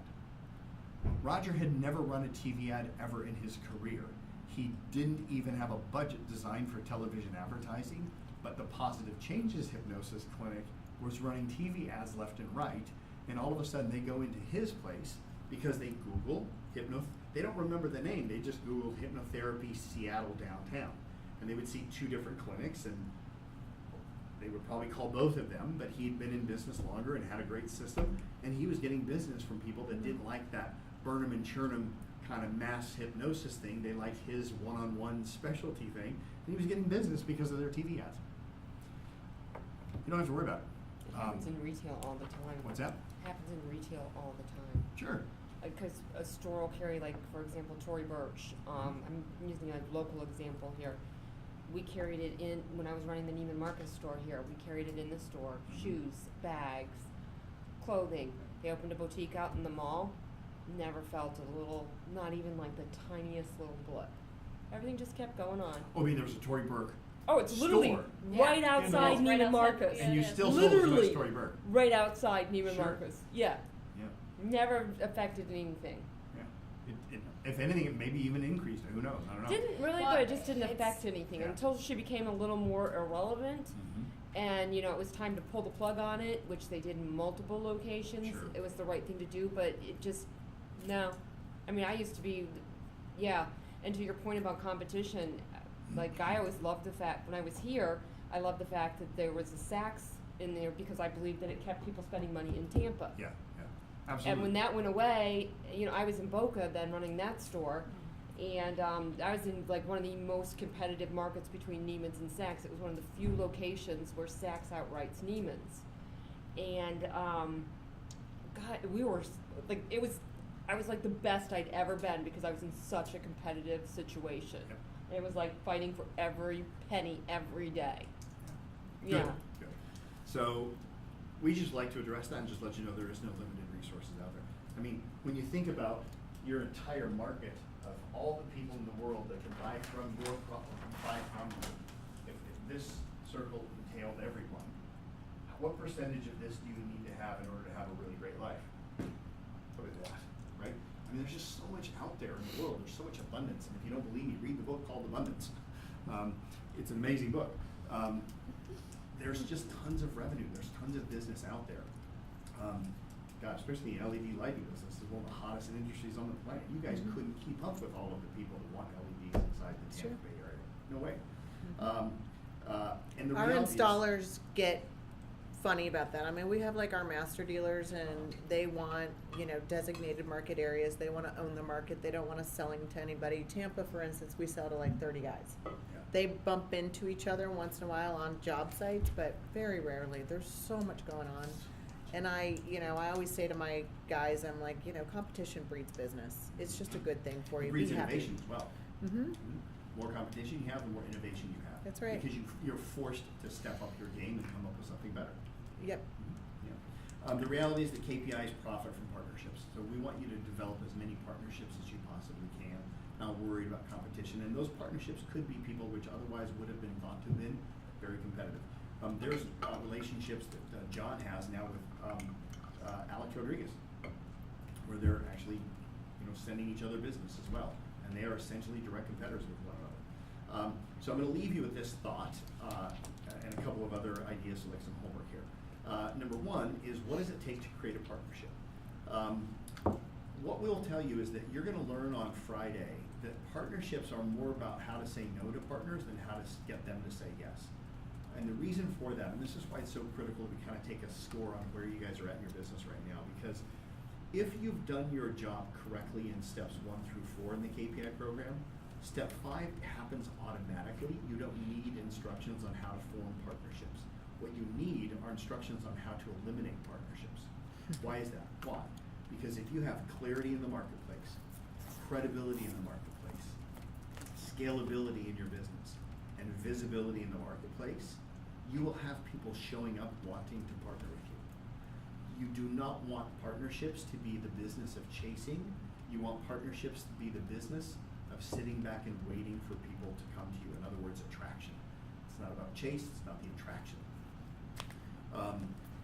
So the question then becomes, who should you partner with when they come to you? Here's who you partner with. You want to partner with somebody that has at least 2 of these 3 things. If somebody comes to you and wants to partner and they only have 1 of these 3 things, that is not a healthy partnership. What it will end up being is you will do all that work. They will expect you to carry them along the way, and eventually you'll probably resent them. I'll give you some examples. Well, so for me, like Lutron. Lutron's a great partner. Lutron's been around. They've created the Triad dimmer. They're just, legendary for dimming LEDs. They're worldwide. They're billion-dollar company, privately held, massive distribution, great product. Right. Our product is compatible with them. That's a good partner. Right. Or like a paver company like Belgard. Belgard's a national company. They have contractors. So we're working on some of those kind of relationships. That makes sense. Yeah. Here's why this works. Oh, by the way, if you want your partners to have at least 2 of these 3, let me say what these 3 components are first. Let me unpack that. So a recognized brand basically is just that. People have a good reputation and people know the name. So there's name brand recognition. So if you could create a partnership with Strategic Property Partners in Tampa, I don't care what your business is, they got great brand recognition. People know them to be Jeff Vinnick's corporation. That's a hell of a partnership, right? If you were to create a partnership with the Tampa airport, they have massive brand recognition. There's not a person in Tampa that doesn't know that. Get the idea? Mm-hmm. What are some other local companies that have incredible brand recognition? Disney. Disney, great brand recognition. Busch Gardens, great brand recognition. Of course, all of the banks, right? Tampa General Hospital, great brand recognition, right? In the startup world, Florida Funders has great brand recognition. Let's see here, in the Outback, yeah, Bloomin' Brands has great brand recognition, right? You get the idea, right? So great brand. The second thing is a great product. So a great product means that the shit does what it says it's going to do, and it does it consistently all the time. Now, there are companies out there that have a great product but may not have as big of a brand identity, okay? So we like to think that our company has a great product called KPI, but are we a household name in Tampa? Not yet, right? We're up and coming, maybe. People have heard about us, but do we have regionally wide recognition? Probably not, okay? So we may be weak on recognized brand, but strong on great product. Make sense? Okay. Can you guys think of any other companies that might have, this will obviously be harder to think of unless you know them personally, that has a great product, but maybe people don't know who they are? Well, I mean, I didn't until Kevin Harrington, the whole infomercial product that it's a service, but the industry of info product sales here was, which in essence I think is a product for all of the United States. I think it's pretty powerful. Yeah, it could be. Yeah, it could be. What else? My friend Colette has one, Hannah's Shoes. Hannah's Shoebox. I mean, great that thing, product. Yep. it's the most amazing Shoebox, product. that's a Tampa? Hannah's Shoebox, yeah. Colette Hannah's Hannah. Shoebox. Is it a yellow box? No, that's Yeah, yellow it's box. pinkish. Okay. Yeah, it's age appropriate shoes for teenagers that have large feet. Yeah, it's a great niche. It's a great product. She doesn't have a lot of brand recognition yet. She's coming up. She's getting coming there. along, Yeah. but yeah, we've been friends for a few years now, and she's come a long way. Brent Britton, with his company, he has a great product. Man knows IP law like nobody's business. Doesn't have the brand recognition that, say, for example, a Cheryl Hunter with Hunter Business Right. Law does. She has a great brand identity. She also has a good product, too.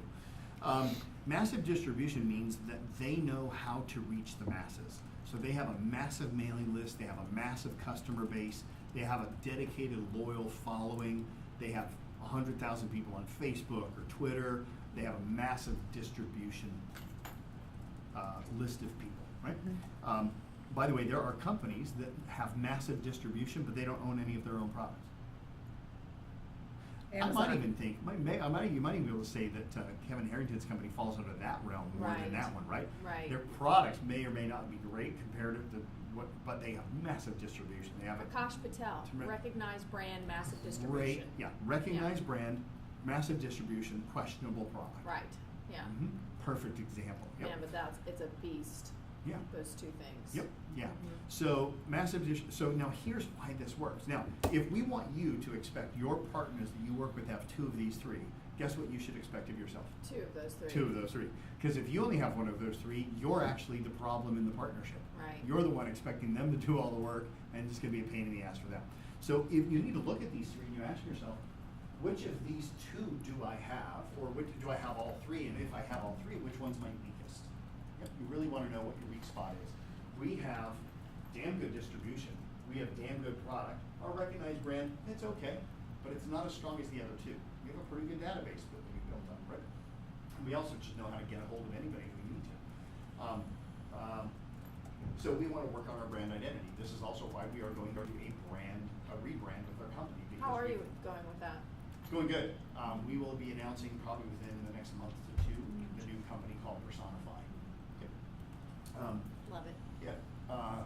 And the reason why we felt that we struggled in that is because if you type key person of influence in the web browser, you get a lot of mixed things. You get a lot of dent Key now, performance you get indicators. Key performance indicator. You get KPI Australia. You get KPI, but there's nothing that really links us to us, and it's just kind of like you don't find it.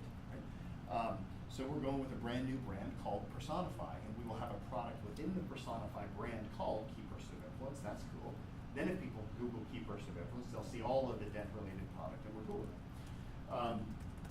So you want to have at least 2 or 3. Ideally, you want to have all 3 of 3. Now, here's how this works really cool. So imagine you've got, so let's use you as an example, Michelle, because you just had a great example of something very good product. So out of these 3, which one is your strongest? Great product. Great product. Okay, no question. You guys have American-made, great USA product, great product. What's the other one you have? Great brand identity. It's getting there. It's getting better. It's You guys getting had there. a problem maybe with product quality 10 years ago, but we It's fixed not all even that. that. It's just we're isolated. You know, we're 52% of our business is in the state of Florida. That's a good and bad problem. Yeah, We okay. need to expand What our do you reach. think is better, your distribution or your brand? I would say brand. Okay, so we're going to say you got brand. Okay. Yeah. So we're going to call recognized brand. Yeah. We need to expand our markets. We're underrepresented. And let's say you're weak in distribution. So now what you want to do is you want to find a partner who has great distribution and one of these 2 things. So Which did would be you- great, like the Belgard, Belgard. because So they let's are a use Belgard. contractor-based company, and they would be looking to add a profit center to their current business model and put money in these guys' pockets. So Belgard has great distribution and Yes. great product, correct? Yes. But maybe people don't recognize the brand because it's all Sparky D2C. Electric would be another really good one. They've got Perfect. trucks on the road. These guys are electricians. For them to install low voltage lighting would be turnkey and super easy. All right. So An we're- added profit center. We're going to put recognized brand as their weak one. Okay? Mr. Sparky. And we're going to say you got great distribution and great product. So here's what happens. The moment you have a company who has the missing piece for you with this distribution and has the same thing that you have, which is great products, here's what happens. You now can go to your company, all of you can take your recognized brand, go to your loyal customers that are still there, and you can say, we have brand new product that we can sell you. We can even resell to all of your current customers. These people can go to their customers and say, now, we have all of the Garden Light LED products available, and they can put that out to all of their massive distribution, right? And they can partner that with their great product, but their brand becomes better because of your recognized name. So they do better with brand recognition, you do better with distribution, but you both excel with product. You can literally double this, Yep. if not quadruple it. So the moment you have an overlap on that one, you'll get exponential growth in that area. Does that make sense? Yeah. This is real critical. By the way, this is where you kind of look at how you and Peter kind of partner up as well. You can probably do these overlaps and find out, okay, well, what is it? Does he have a recognized brand? Hell yeah. Right? He does, and he has a great product. And he has a great product. He has he has access to a massive distribution. His access to massive, but he doesn't have his own database, Doesn't which do it. most star profiles don't. Yeah. Yep. You probably have access to a lot more distribution. Maybe you don't, but if you don't, then you guys got to go, well, wait a minute, we'll be a good partnership here, but we're not going to be as good as if we teamed up with somebody like TBBJ. Right. TBBJ has massive distribution. They have a great brand identity, but they don't even have a product. Yeah, we Makes sense? have a partner distributor, Alliance for Innovation. Yep. But my business went through changes, their organization went through changes this year. Peter's did not, it just all stayed Sure. perfect for him. So yeah, but same thing, so the product that he's waiting for me to get, the great product is the book. Perfect. And then we have the partner for distribution when it's ready. Yep. Does that make sense? Because Does. then we'll have, Peter and I will be aligned, and then the partner will be aligned. Yeah. Yeah. I get it. All right, you guys get the idea, yeah? Yeah. All right, cool. Here's your homework. I want you to create a list of 100 partners. Holy moly. Not that you currently have, but you would love. Think of 100 people or companies that if you could create an alliance with, your business would excel. That's what the Source One. That's what they've been doing the past 2 years. They took that. They took their list of 100 partners and they've been just ticking them off the list. As a result, they have 96 new partnerships across the world. Right. He just sent me his new numbers, by the way. It's so funny to read his text messages because they're literally just like a love fest. Thank you, thank you, thank you. And well, then it's also lots of insults because that's he. He just sent me this here. Let me see it.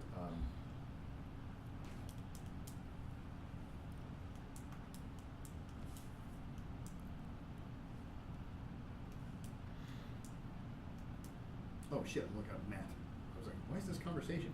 Rob, there we go. Just finalized quarter one and set quarter two budgets. We are currently projecting 134% growth for this year. Wow. That's awesome. We did more in quarter one 2018 sales than we did the entire year that we joined and went through KPI. And we were not a startup. 2.7 million in sales for quarter one. They didn't even do 2.7 million in sales at all 2 years ago, annually. And those are just sales. That's not revenue. His revenue, that's just revenue, not profit. His profits are up. At one point in time, his profit margins were up over 800%. So in fact, after KPI, the next year they made less money than they did the first year in revenue, but 4 times the amount of profit. Mm-hmm. It's insane.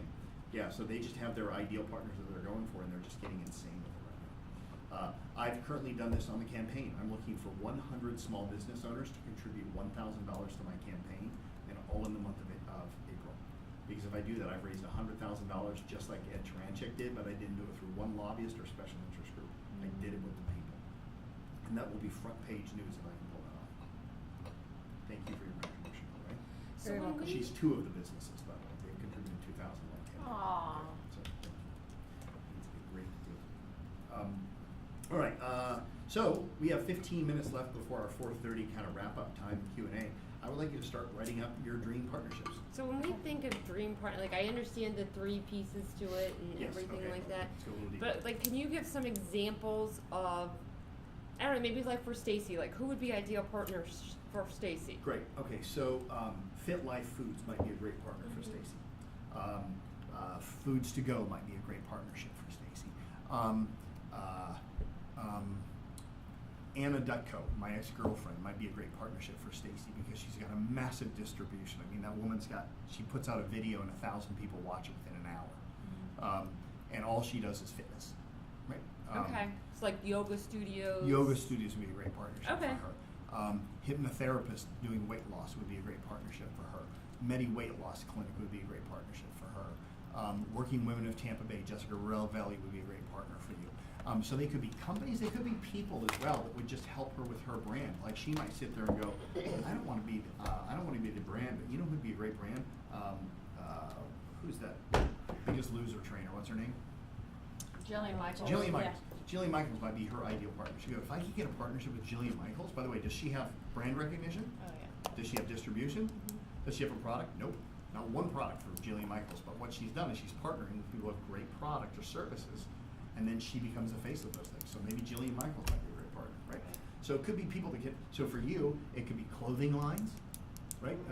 You could develop a relationship with custom clothiers here in Tampa, individuals. Yeah, I know them already. Yeah, well, But those are good. yeah. Yeah, but do you But have a add them- formalized partnership with them though? No. Yeah, right, so it's worth putting them down. A few on of the them, list. yeah. Yeah. When you Um, say partnership, I'm sorry, I didn't interrupt you. No, that's okay. And so, like, can you expand upon that? Because when I think Correct. partnership, like, You I'm think, thinking going let's into share business, equity. or No. are you talking like referral partners? Well, there's 6 different Co-marketing, levels. too. Yeah, there's 6 different levels of partnerships. We'll go into them during the actual partnership all day. right, so I don't But it worry could be about something from as silly as simple as a referral partner, an affiliate partner, Okay, all right, you know, a just wanna make sales sure. partner, a marketing partner, Okay. equity. It goes all Right, different all right, I ways, wanted to yeah. make sure. But clearly, if Jillian Michaels, for example, wanted to come up to you and says, "I'd like a piece of your business," you might want to think about giving her some equity, right? Yeah. Okay. I Yeah, get so it. start creating a list right now of 100 partners that you feel would be good. This will push you, by the way, to come up with 100. You'll be good. You'll be quick at 10, struggle at 20, you bang your head on the wall from 30 on, if you like.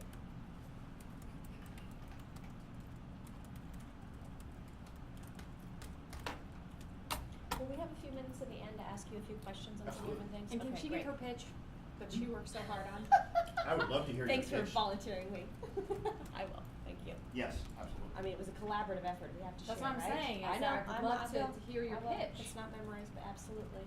She can read it, it would National be fine. Electrical Contractors Yes. Association. Good. Okay, who are you?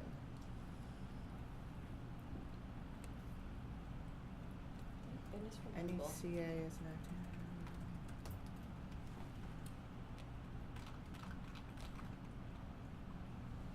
So exciting.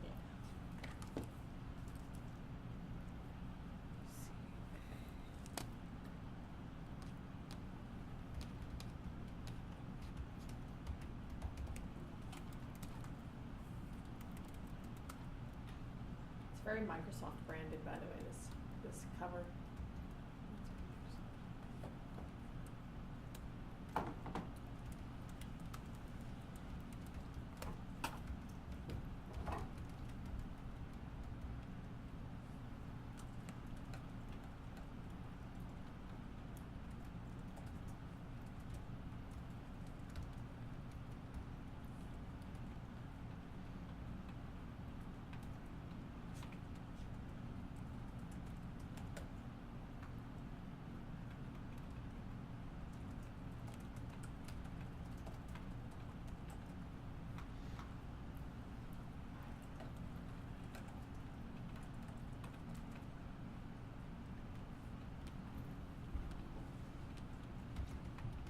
See, we don't leverage this enough for sure. I'm excited to go through this.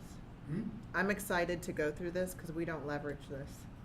We make a great product. We can make product and white label it for other people, other manufacturers. Yeah. We don't mind doing That's that. one of the fastest ways to scale a company too. So we could literally, you know, at Light Fair this year, we're actually going to take a widget table because everybody, guys like, you know, like when you went and talked to Chris from our CNC and all the, you know, mechanical engineer, we're going to bring all his widgets and parts and stick them on a table and say, we can make anything for you. We have rapid prototyping, white labeling, that, you know, and I know that table's going to go crazy. Do you have a flow jet? I'm trying to remember. We have Haas, What is it? Haas, CNC, That's, and Mill. give it 2 more years, you'll have a flow jet. Or some other bleed. What is that, the laser one? Ours are, The flow jet is the one that can cut through any shape of metal through the water. ours are water. Oh, it's a flow jet? Yeah, it's flow jet. Yeah. Okay, yeah, it's all water It's based. like such a powerful concentrated thing of what you can carve anything. Yeah, yeah, that's what we have. Badass. Yeah, And that's a they are. pretty, like, I love 'em. super good. Like if I had I had access to a phone jet, I would never get anything done because I would just be Playing, yes, yeah. I could tell you stopped in there, but no, it's true. I mean, that's the big attraction for me too. I love the engineering side. I love the strategy side, but I love the engineering side.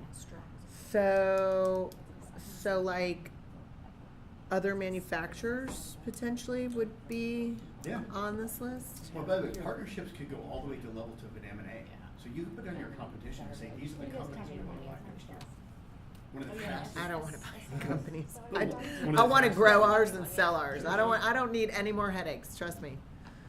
But, You mean to gain their customer base and all that stuff? And Yeah, the fastest way to gain market share is to buy your competition. Plain and simple. All right.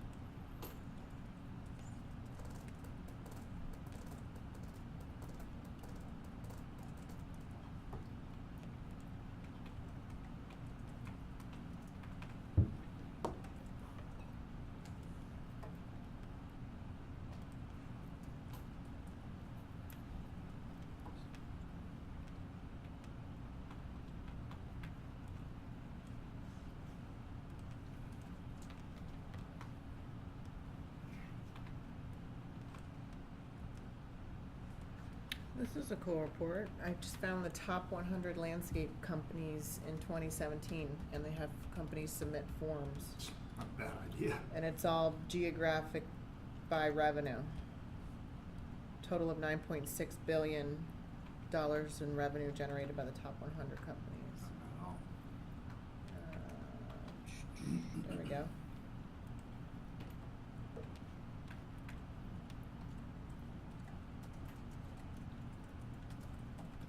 Now, a lot of these people don't do landscape lighting though, but a lot of them do. That's a pretty cool list. Okay.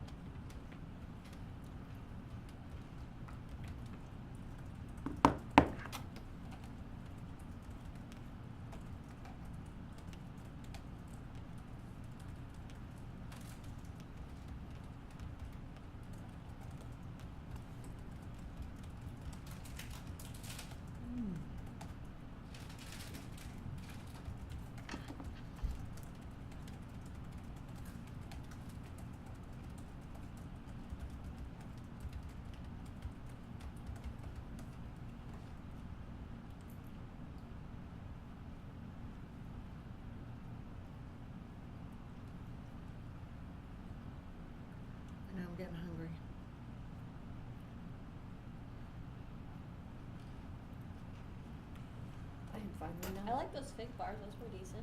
What's I've that, never those tried fig those, bars? the fig ones, yeah. Yeah, Those are snacks in today, high- A+. Those are in high supply in the office. Anna hides them from us. The what? The fig bars. The fig bars. All right. They're high in sugar, but they have a great amount of fiber, and all the rest of the stuff is clean, so it's That's not good. too bad. All right. Questions. You said you had some questions about something. About this, or? I don't know. You said, are we gonna have time to ask Oh, I questions? wanted to just run a couple things by you at the end. And we want to hear your pitch. I didn't hear my Yes. pitch. Why don't we hear Let's do your that. pitch first, and Okay, then run let's some hear things my by us. pitch, okay. I can't do it off of this stand because I wrote all over it. I can't read it, so I'm gonna have to do it off my computer.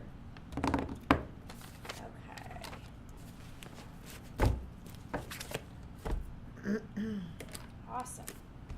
Hi, my name is Stacy Soley, and I'm the owner of Healthy Weight Naturally and author of Love Yourself Healthy.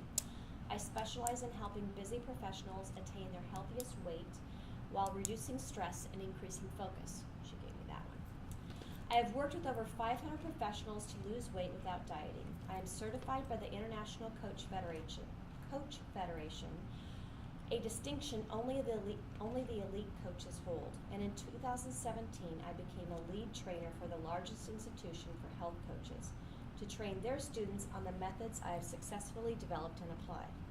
I have found the most common problems professionals face when they decide to become healthier is that it's inspired by old standards, which we all know, calorie counting, deprivation, and grueling workouts. They go for it at full force and experience minor or no results, seeking some kind of a reward because it's hard work. Then they hit a plateau and they usually give up. Let's face it, life gets in the way. I solve these problems with my simple 7-step method. The first step is a personal clarity consultation where we discover what is really most important for you. Then through coaching, we design a plan aligned with your life, your work, and your family included. With ongoing support and accountability sessions, I consistently refocus your efforts as you reach your goals because life changes and so do we. The result? My clients learn how to solely focus on self-nourishment so they can easily maintain their weight without ever counting calories or weighing in on a scale again. The reason why I'm so passionate about this is because 6 years ago, my daughter, and I'm going to point to her, who is gratefully here with me tonight, almost died. For 3 months, she was in constant debilitating pain. I did what we all do. I dove into research trying to find both the problem and potential solution. It was a shocking and overwhelming experience, increasing an already stressful life while I juggled the pressures of my career and intense needs of my family. The doctors could not even diagnose her until she was finally hospitalized with gallstones and a mandatory gallbladder removal. Even then, the main advice we got was to feed her highly processed fiber-rich foods. This did not make sense to me. My research was revealing a different path for healing, and together my daughter and I discovered what worked so we could be our own health advocates and live a healthy lifestyle as modern women. That was my wake-up call, and that has brought me here today. When you purchase my book, Love Yourself Healthy, you'll discover the 7-step methods for reaching and maintaining your health goals. Within the first few chapters, you will feel an immediate shift in the way you think and be able to see the path towards an authentic, healthy lifestyle for you. As you reach your goals, you'll have sustained energy, balance, and confidence, regardless of how life happens. Tonight only, I'm offering a personally signed copy of my book, which retails at $17.95 for only $10. I can do the two. You can do for 15 if you want to, or whatever. My name is Stacy Soley, and I'm known for inspiring my clients to build healthy habits that align with how they want to feel every day. My clients would tell you the decision to invest in their health by working with me made the difference between falling off the wagon and finally having the body, mind, and life they desire. Good, love it. If you want to do 15, do it, and then just do 2 for 20. Okay. Yeah. That way you might get $5 more for people doing individuals. Okay. So I wrote Yay, down. Stacy! I wrote down Good job. one thing to maybe make it a little bit shorter. Yes. You could just say minor, no, or temporary results. And where you Oh, said the minor, problem no. stage. Yeah, you could probably just short that up. Okay. And I felt your solution still had way too much stuff in it. We could probably shorten that up a little Short bit, the but I'd like to solution. why. Okay. Yeah, good job. Thank you. Now, you said you had some questions you want to run by us? I had a question because I have redone my particular opt-in process with how, like you had originally talked to us about. Yep. When it came to like actually having a free offer and not asking for the email. And so I'm redesigning it to do a quiz. So the quiz will be, I'm testing it out right now. Is your metabolism really broke? And then they'll get their result That's a with great no need for an email. They'll get the result on the screen. And then Right. if they want to have the additional 3 tips to improve their metabolism, then they'll enter their email in and go in. So that's it'll be all on one screen. Yep. And I really love that, so thank you for that. And then my next product for prospect would be a 14-day like ditch the bloat, which would be a really minor, kind of slashed price, but a really easy low entry point. So we'll do it, you get it through the email, which would lead into like a 28-day, which leads into my 90-day. And my 28-day includes a consultation with me, then to upsell to the 90-day. So that was my thought. As far as flow. Would you consider your 28-day a product for prospect or a core offering? Product for prospect. And then your 90-day? Core. Core. So I still want to do another program beyond that. Okay, good. So what you don't want to get caught up in is making sure that they have to go through 5 different product for prospects to get to your core. Right. And it sounds like you might be doing something similar to that, where they get the free test, then they get their first product for prospect called 3 tips. Then you offer another product for prospect called the 12-day bloat. Yeah. Then they have another product for prospect called the 28-day thing. Well, the 28-day would actually be a product. It's just if somebody doesn't want to do my 90-day. So it's core offering, but It's it's a a low core, end. It's a yes. bronze version. Great. Exactly. Okay, that's fine. Yeah, Yeah. it's my very So I low- would it do is a after product. after the reduce the bloat, give them the options to pick 28-day, Okay. 90-day, whatever. Yeah, something Okay. like that. Yeah, I think you'd be fine. Okay. Perfect. Thank you. Yeah, I like it. Good. Love it. In fact, can't wait to see it. That's not on your website yet? though? No. It's in process, but thank you. All right. Let me pass out your parking and your feedback forms. Yeah. We got Topher, for the further- book launch then, are we gonna get something to just tell us what time to be there and, how setup's gonna go Yeah, and we've all got the an email. logistical kind of stuff? Actually, I thought we already sent something Yeah, like that it's out. been sent. Oh, shoot, I'll have to find it then, I probably have it. Yeah, I because can- Eli actually wrote a really cool thing of like, here are 11 I tips saw to make that. I've got mine tagged here. I can send it right to you. if you Okay. want me to What find is it? What did Eli send? He sent an email that basically said like, here's 11 tips to make the most. Oh, of yeah. it. Yeah, that I did see. Yeah, I think that tells you. Maybe There's it one doesn't say. before that. Yeah, just, we're gonna show up at this time, this is how, 5 o'clock. here's what we're gonna be setting up. Yep, you can just set up at 5 o'clock. Okay. Yeah. And then the order, because you said we're each gonna be doing our pitches? So we get don't know what something the order of that is. We actually Okay. do that night based upon who your special guests are. So, for example, if I come up to you and go, "You ready to go on?" and go, "Mom and Dad aren't here yet," I go, "We'll hold off on you." They're You not ready to go? coming, Yeah, so- yeah, my family's here. Great. Yeah, so we So really. will it go throughout the evening? Yeah, It's not gonna usually- go like in order, like here's the 911. No. It's like we literally, about every 10 minutes, we stop the music, get everybody to be quiet. Somebody does a pitch, and then they kind of move toward there. Give 10 minutes to cycle that one through. We do another Okay. good, All yeah. right. And we really just kind of try to do that based upon the individual needs of people. We can't satisfy everybody at once, but we do our best. Like even we had Kimberly Wilson last time she was here. Her father had to go to the hospital. He was getting dizzy. We missed out. She was like, "Hold on for my family," and they're okay. And then 15 minutes later, she goes, "He had to go." Like, oh shoot, did I miss? Me, but I don't know where mine's at yet. There you go. So keep in touch with me, communicate with me, and let me know when you want to go, and we just try to cater to your needs as best we possibly can. Okay. But yeah, everybody will get up throughout some point in time in the night, and we just try to do it where. Do we have to people- have a banner? 'Cause for whatever reason, I'm struggling with that damn banner. This one? Why? The face? I love your banner. Ugh. What? I was- You already No, have it? it was great. No, I haven't ordered it. You have a sample of it? Let me see. I haven't no, even done it's mine just yet. it's literally the cover of the book. That's it. I like Is it. that cover finalized? Yeah. It is. Okay. Then just do it. That's fine. That's see really that? what it is. I mean, look at my banner. 2/3 of it is just the book. Where's I it? put- Wait, we have Yeah. turning where? Right Through there. the walls. Look over at my office, which is right over there. Yeah, I was asking the same thing. Like, I saw a couple samples where it had the actual person's face on it, and they were standing next to it. And I'm like, oh, there's no way that looks This, like I did not yeah. like that. I was Rob like, this is a Hessel huge. just sent me his, I'm like, oh. and I made what's fun the of him. best? Like, I know you can order it off Vistaprint. You can get it from. I would Kinko's put on there FedEx, too the like, problems like you solve. So I would put on there maybe like, Do you have know, a banner? I'm doing one, a Yeah. small one. I'm Here's- doing here's a tripod Rob with Hessel's a banner. save the city. So you're like So that's scare it. tactic. I like that. And it's just the cover of his book, and then it kind of goes down into his picture on the bottom and his Twitter. Yeah. Cool. I guess. Yeah. Okay. Real simple. Yeah. I was thinking about putting like just my quote like I have on there, like putting the quote up there, like maybe something else, and then. Yeah, it's cool to have your book cover on And there. have the book cover on there, Yeah. but not my. And then some people small actually face just like make a that. 3D version of their book cover on their band, like right there. See? So that's just their book cover Scott and Heidi. on the banner. Yeah. So it's just, Yeah. it's just something to people go, oh, that's the book. Yeah. And where's the best place to go get them? Gabe Aloisi's got some good deals. He's one of our clients in KPI. He buys a lot of them, so we get pretty good deals. And how much are they generally? They're like $150. Couple of them. Yeah. Yeah. $200. Yeah, Okay. they're pretty fast. You better order them quick. Yeah, I know. That's why I'm like, I know I have to get this done. It Like, takes like a week to get it, right? Yeah. Yeah, but you don't want to take any chances either.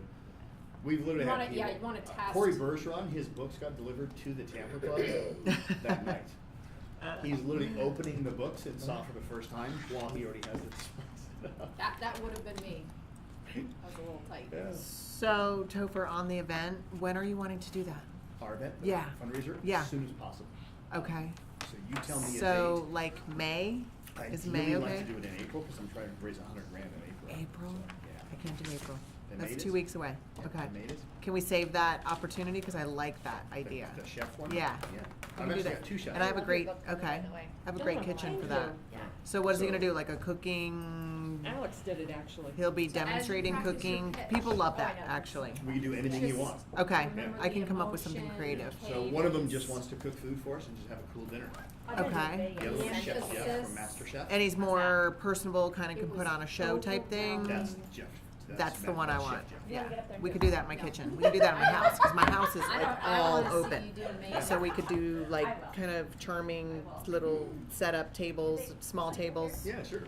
Literally just take all the furniture and go, What do you gotta that's do? how my house is. So. No, I will. Okay. I need to practice it a million I'm gonna have my times, friend so- Donna help me. She Yeah. had fundraisers for Barack Obama at her house and everything. She's amazing. It's easy to tell other She's people what connected. they should do, and you know, this So I'm gonna get her involved, I'm gonna get Nina involved, I'm gonna get Lauren Pepin. I'm gonna leverage all of those people and ask them, I'm gonna basically just put it on the line and say, I want you to come, I need your help. This is somebody important. So will you do me a big favor? Can you shoot a quick video, Yes. to say something I about, don't want to drive we need to set a your- date. You got it. I can probably get Chef Jeff in here. So that I We have can a thing shoot at a custom 5:30, video I don't wanna together. drive Okay, at that'd be 5 good. o'clock, Yeah. so- Do that. And then also, Right. as soon as you can get a video for kind of what Yeah, you that sounds stand good. for, It's who gonna be you at are. Bamboozled Cafe, so The What new you're gonna do? website That has all that will be up tomorrow. It's down Awesome. Bamboozled. It's got your video and Yeah, everything? Monday. Yeah. Okay, cool. So I'll take that Sounds good. Do video, you have a place there? that way I can show Yeah. everybody I have who membership would be right now. interested. I can show. I don't know if I can show it to you or not. Yay, that's exciting. We got some. Let's see if I've got it on here. Yeah, you can do that part. What about introduction, like, so, Oh my goodness! yeah, I Hi. can use those videos to introduce, as soon as I get the video, I can send it to Laura and ask for money. I like So that. what do I, tell me the pitch. We are, How and do I I'm ask for not money? doing I've the never helped anybody. Currently, right now, my goal is to raise $100,000. 100 business owners, $1,000, and that's all they I'm can not donate, expecting is $1,000 anyway, right? But if they want to donate more, they can have $1,000 from their company, like you guys did,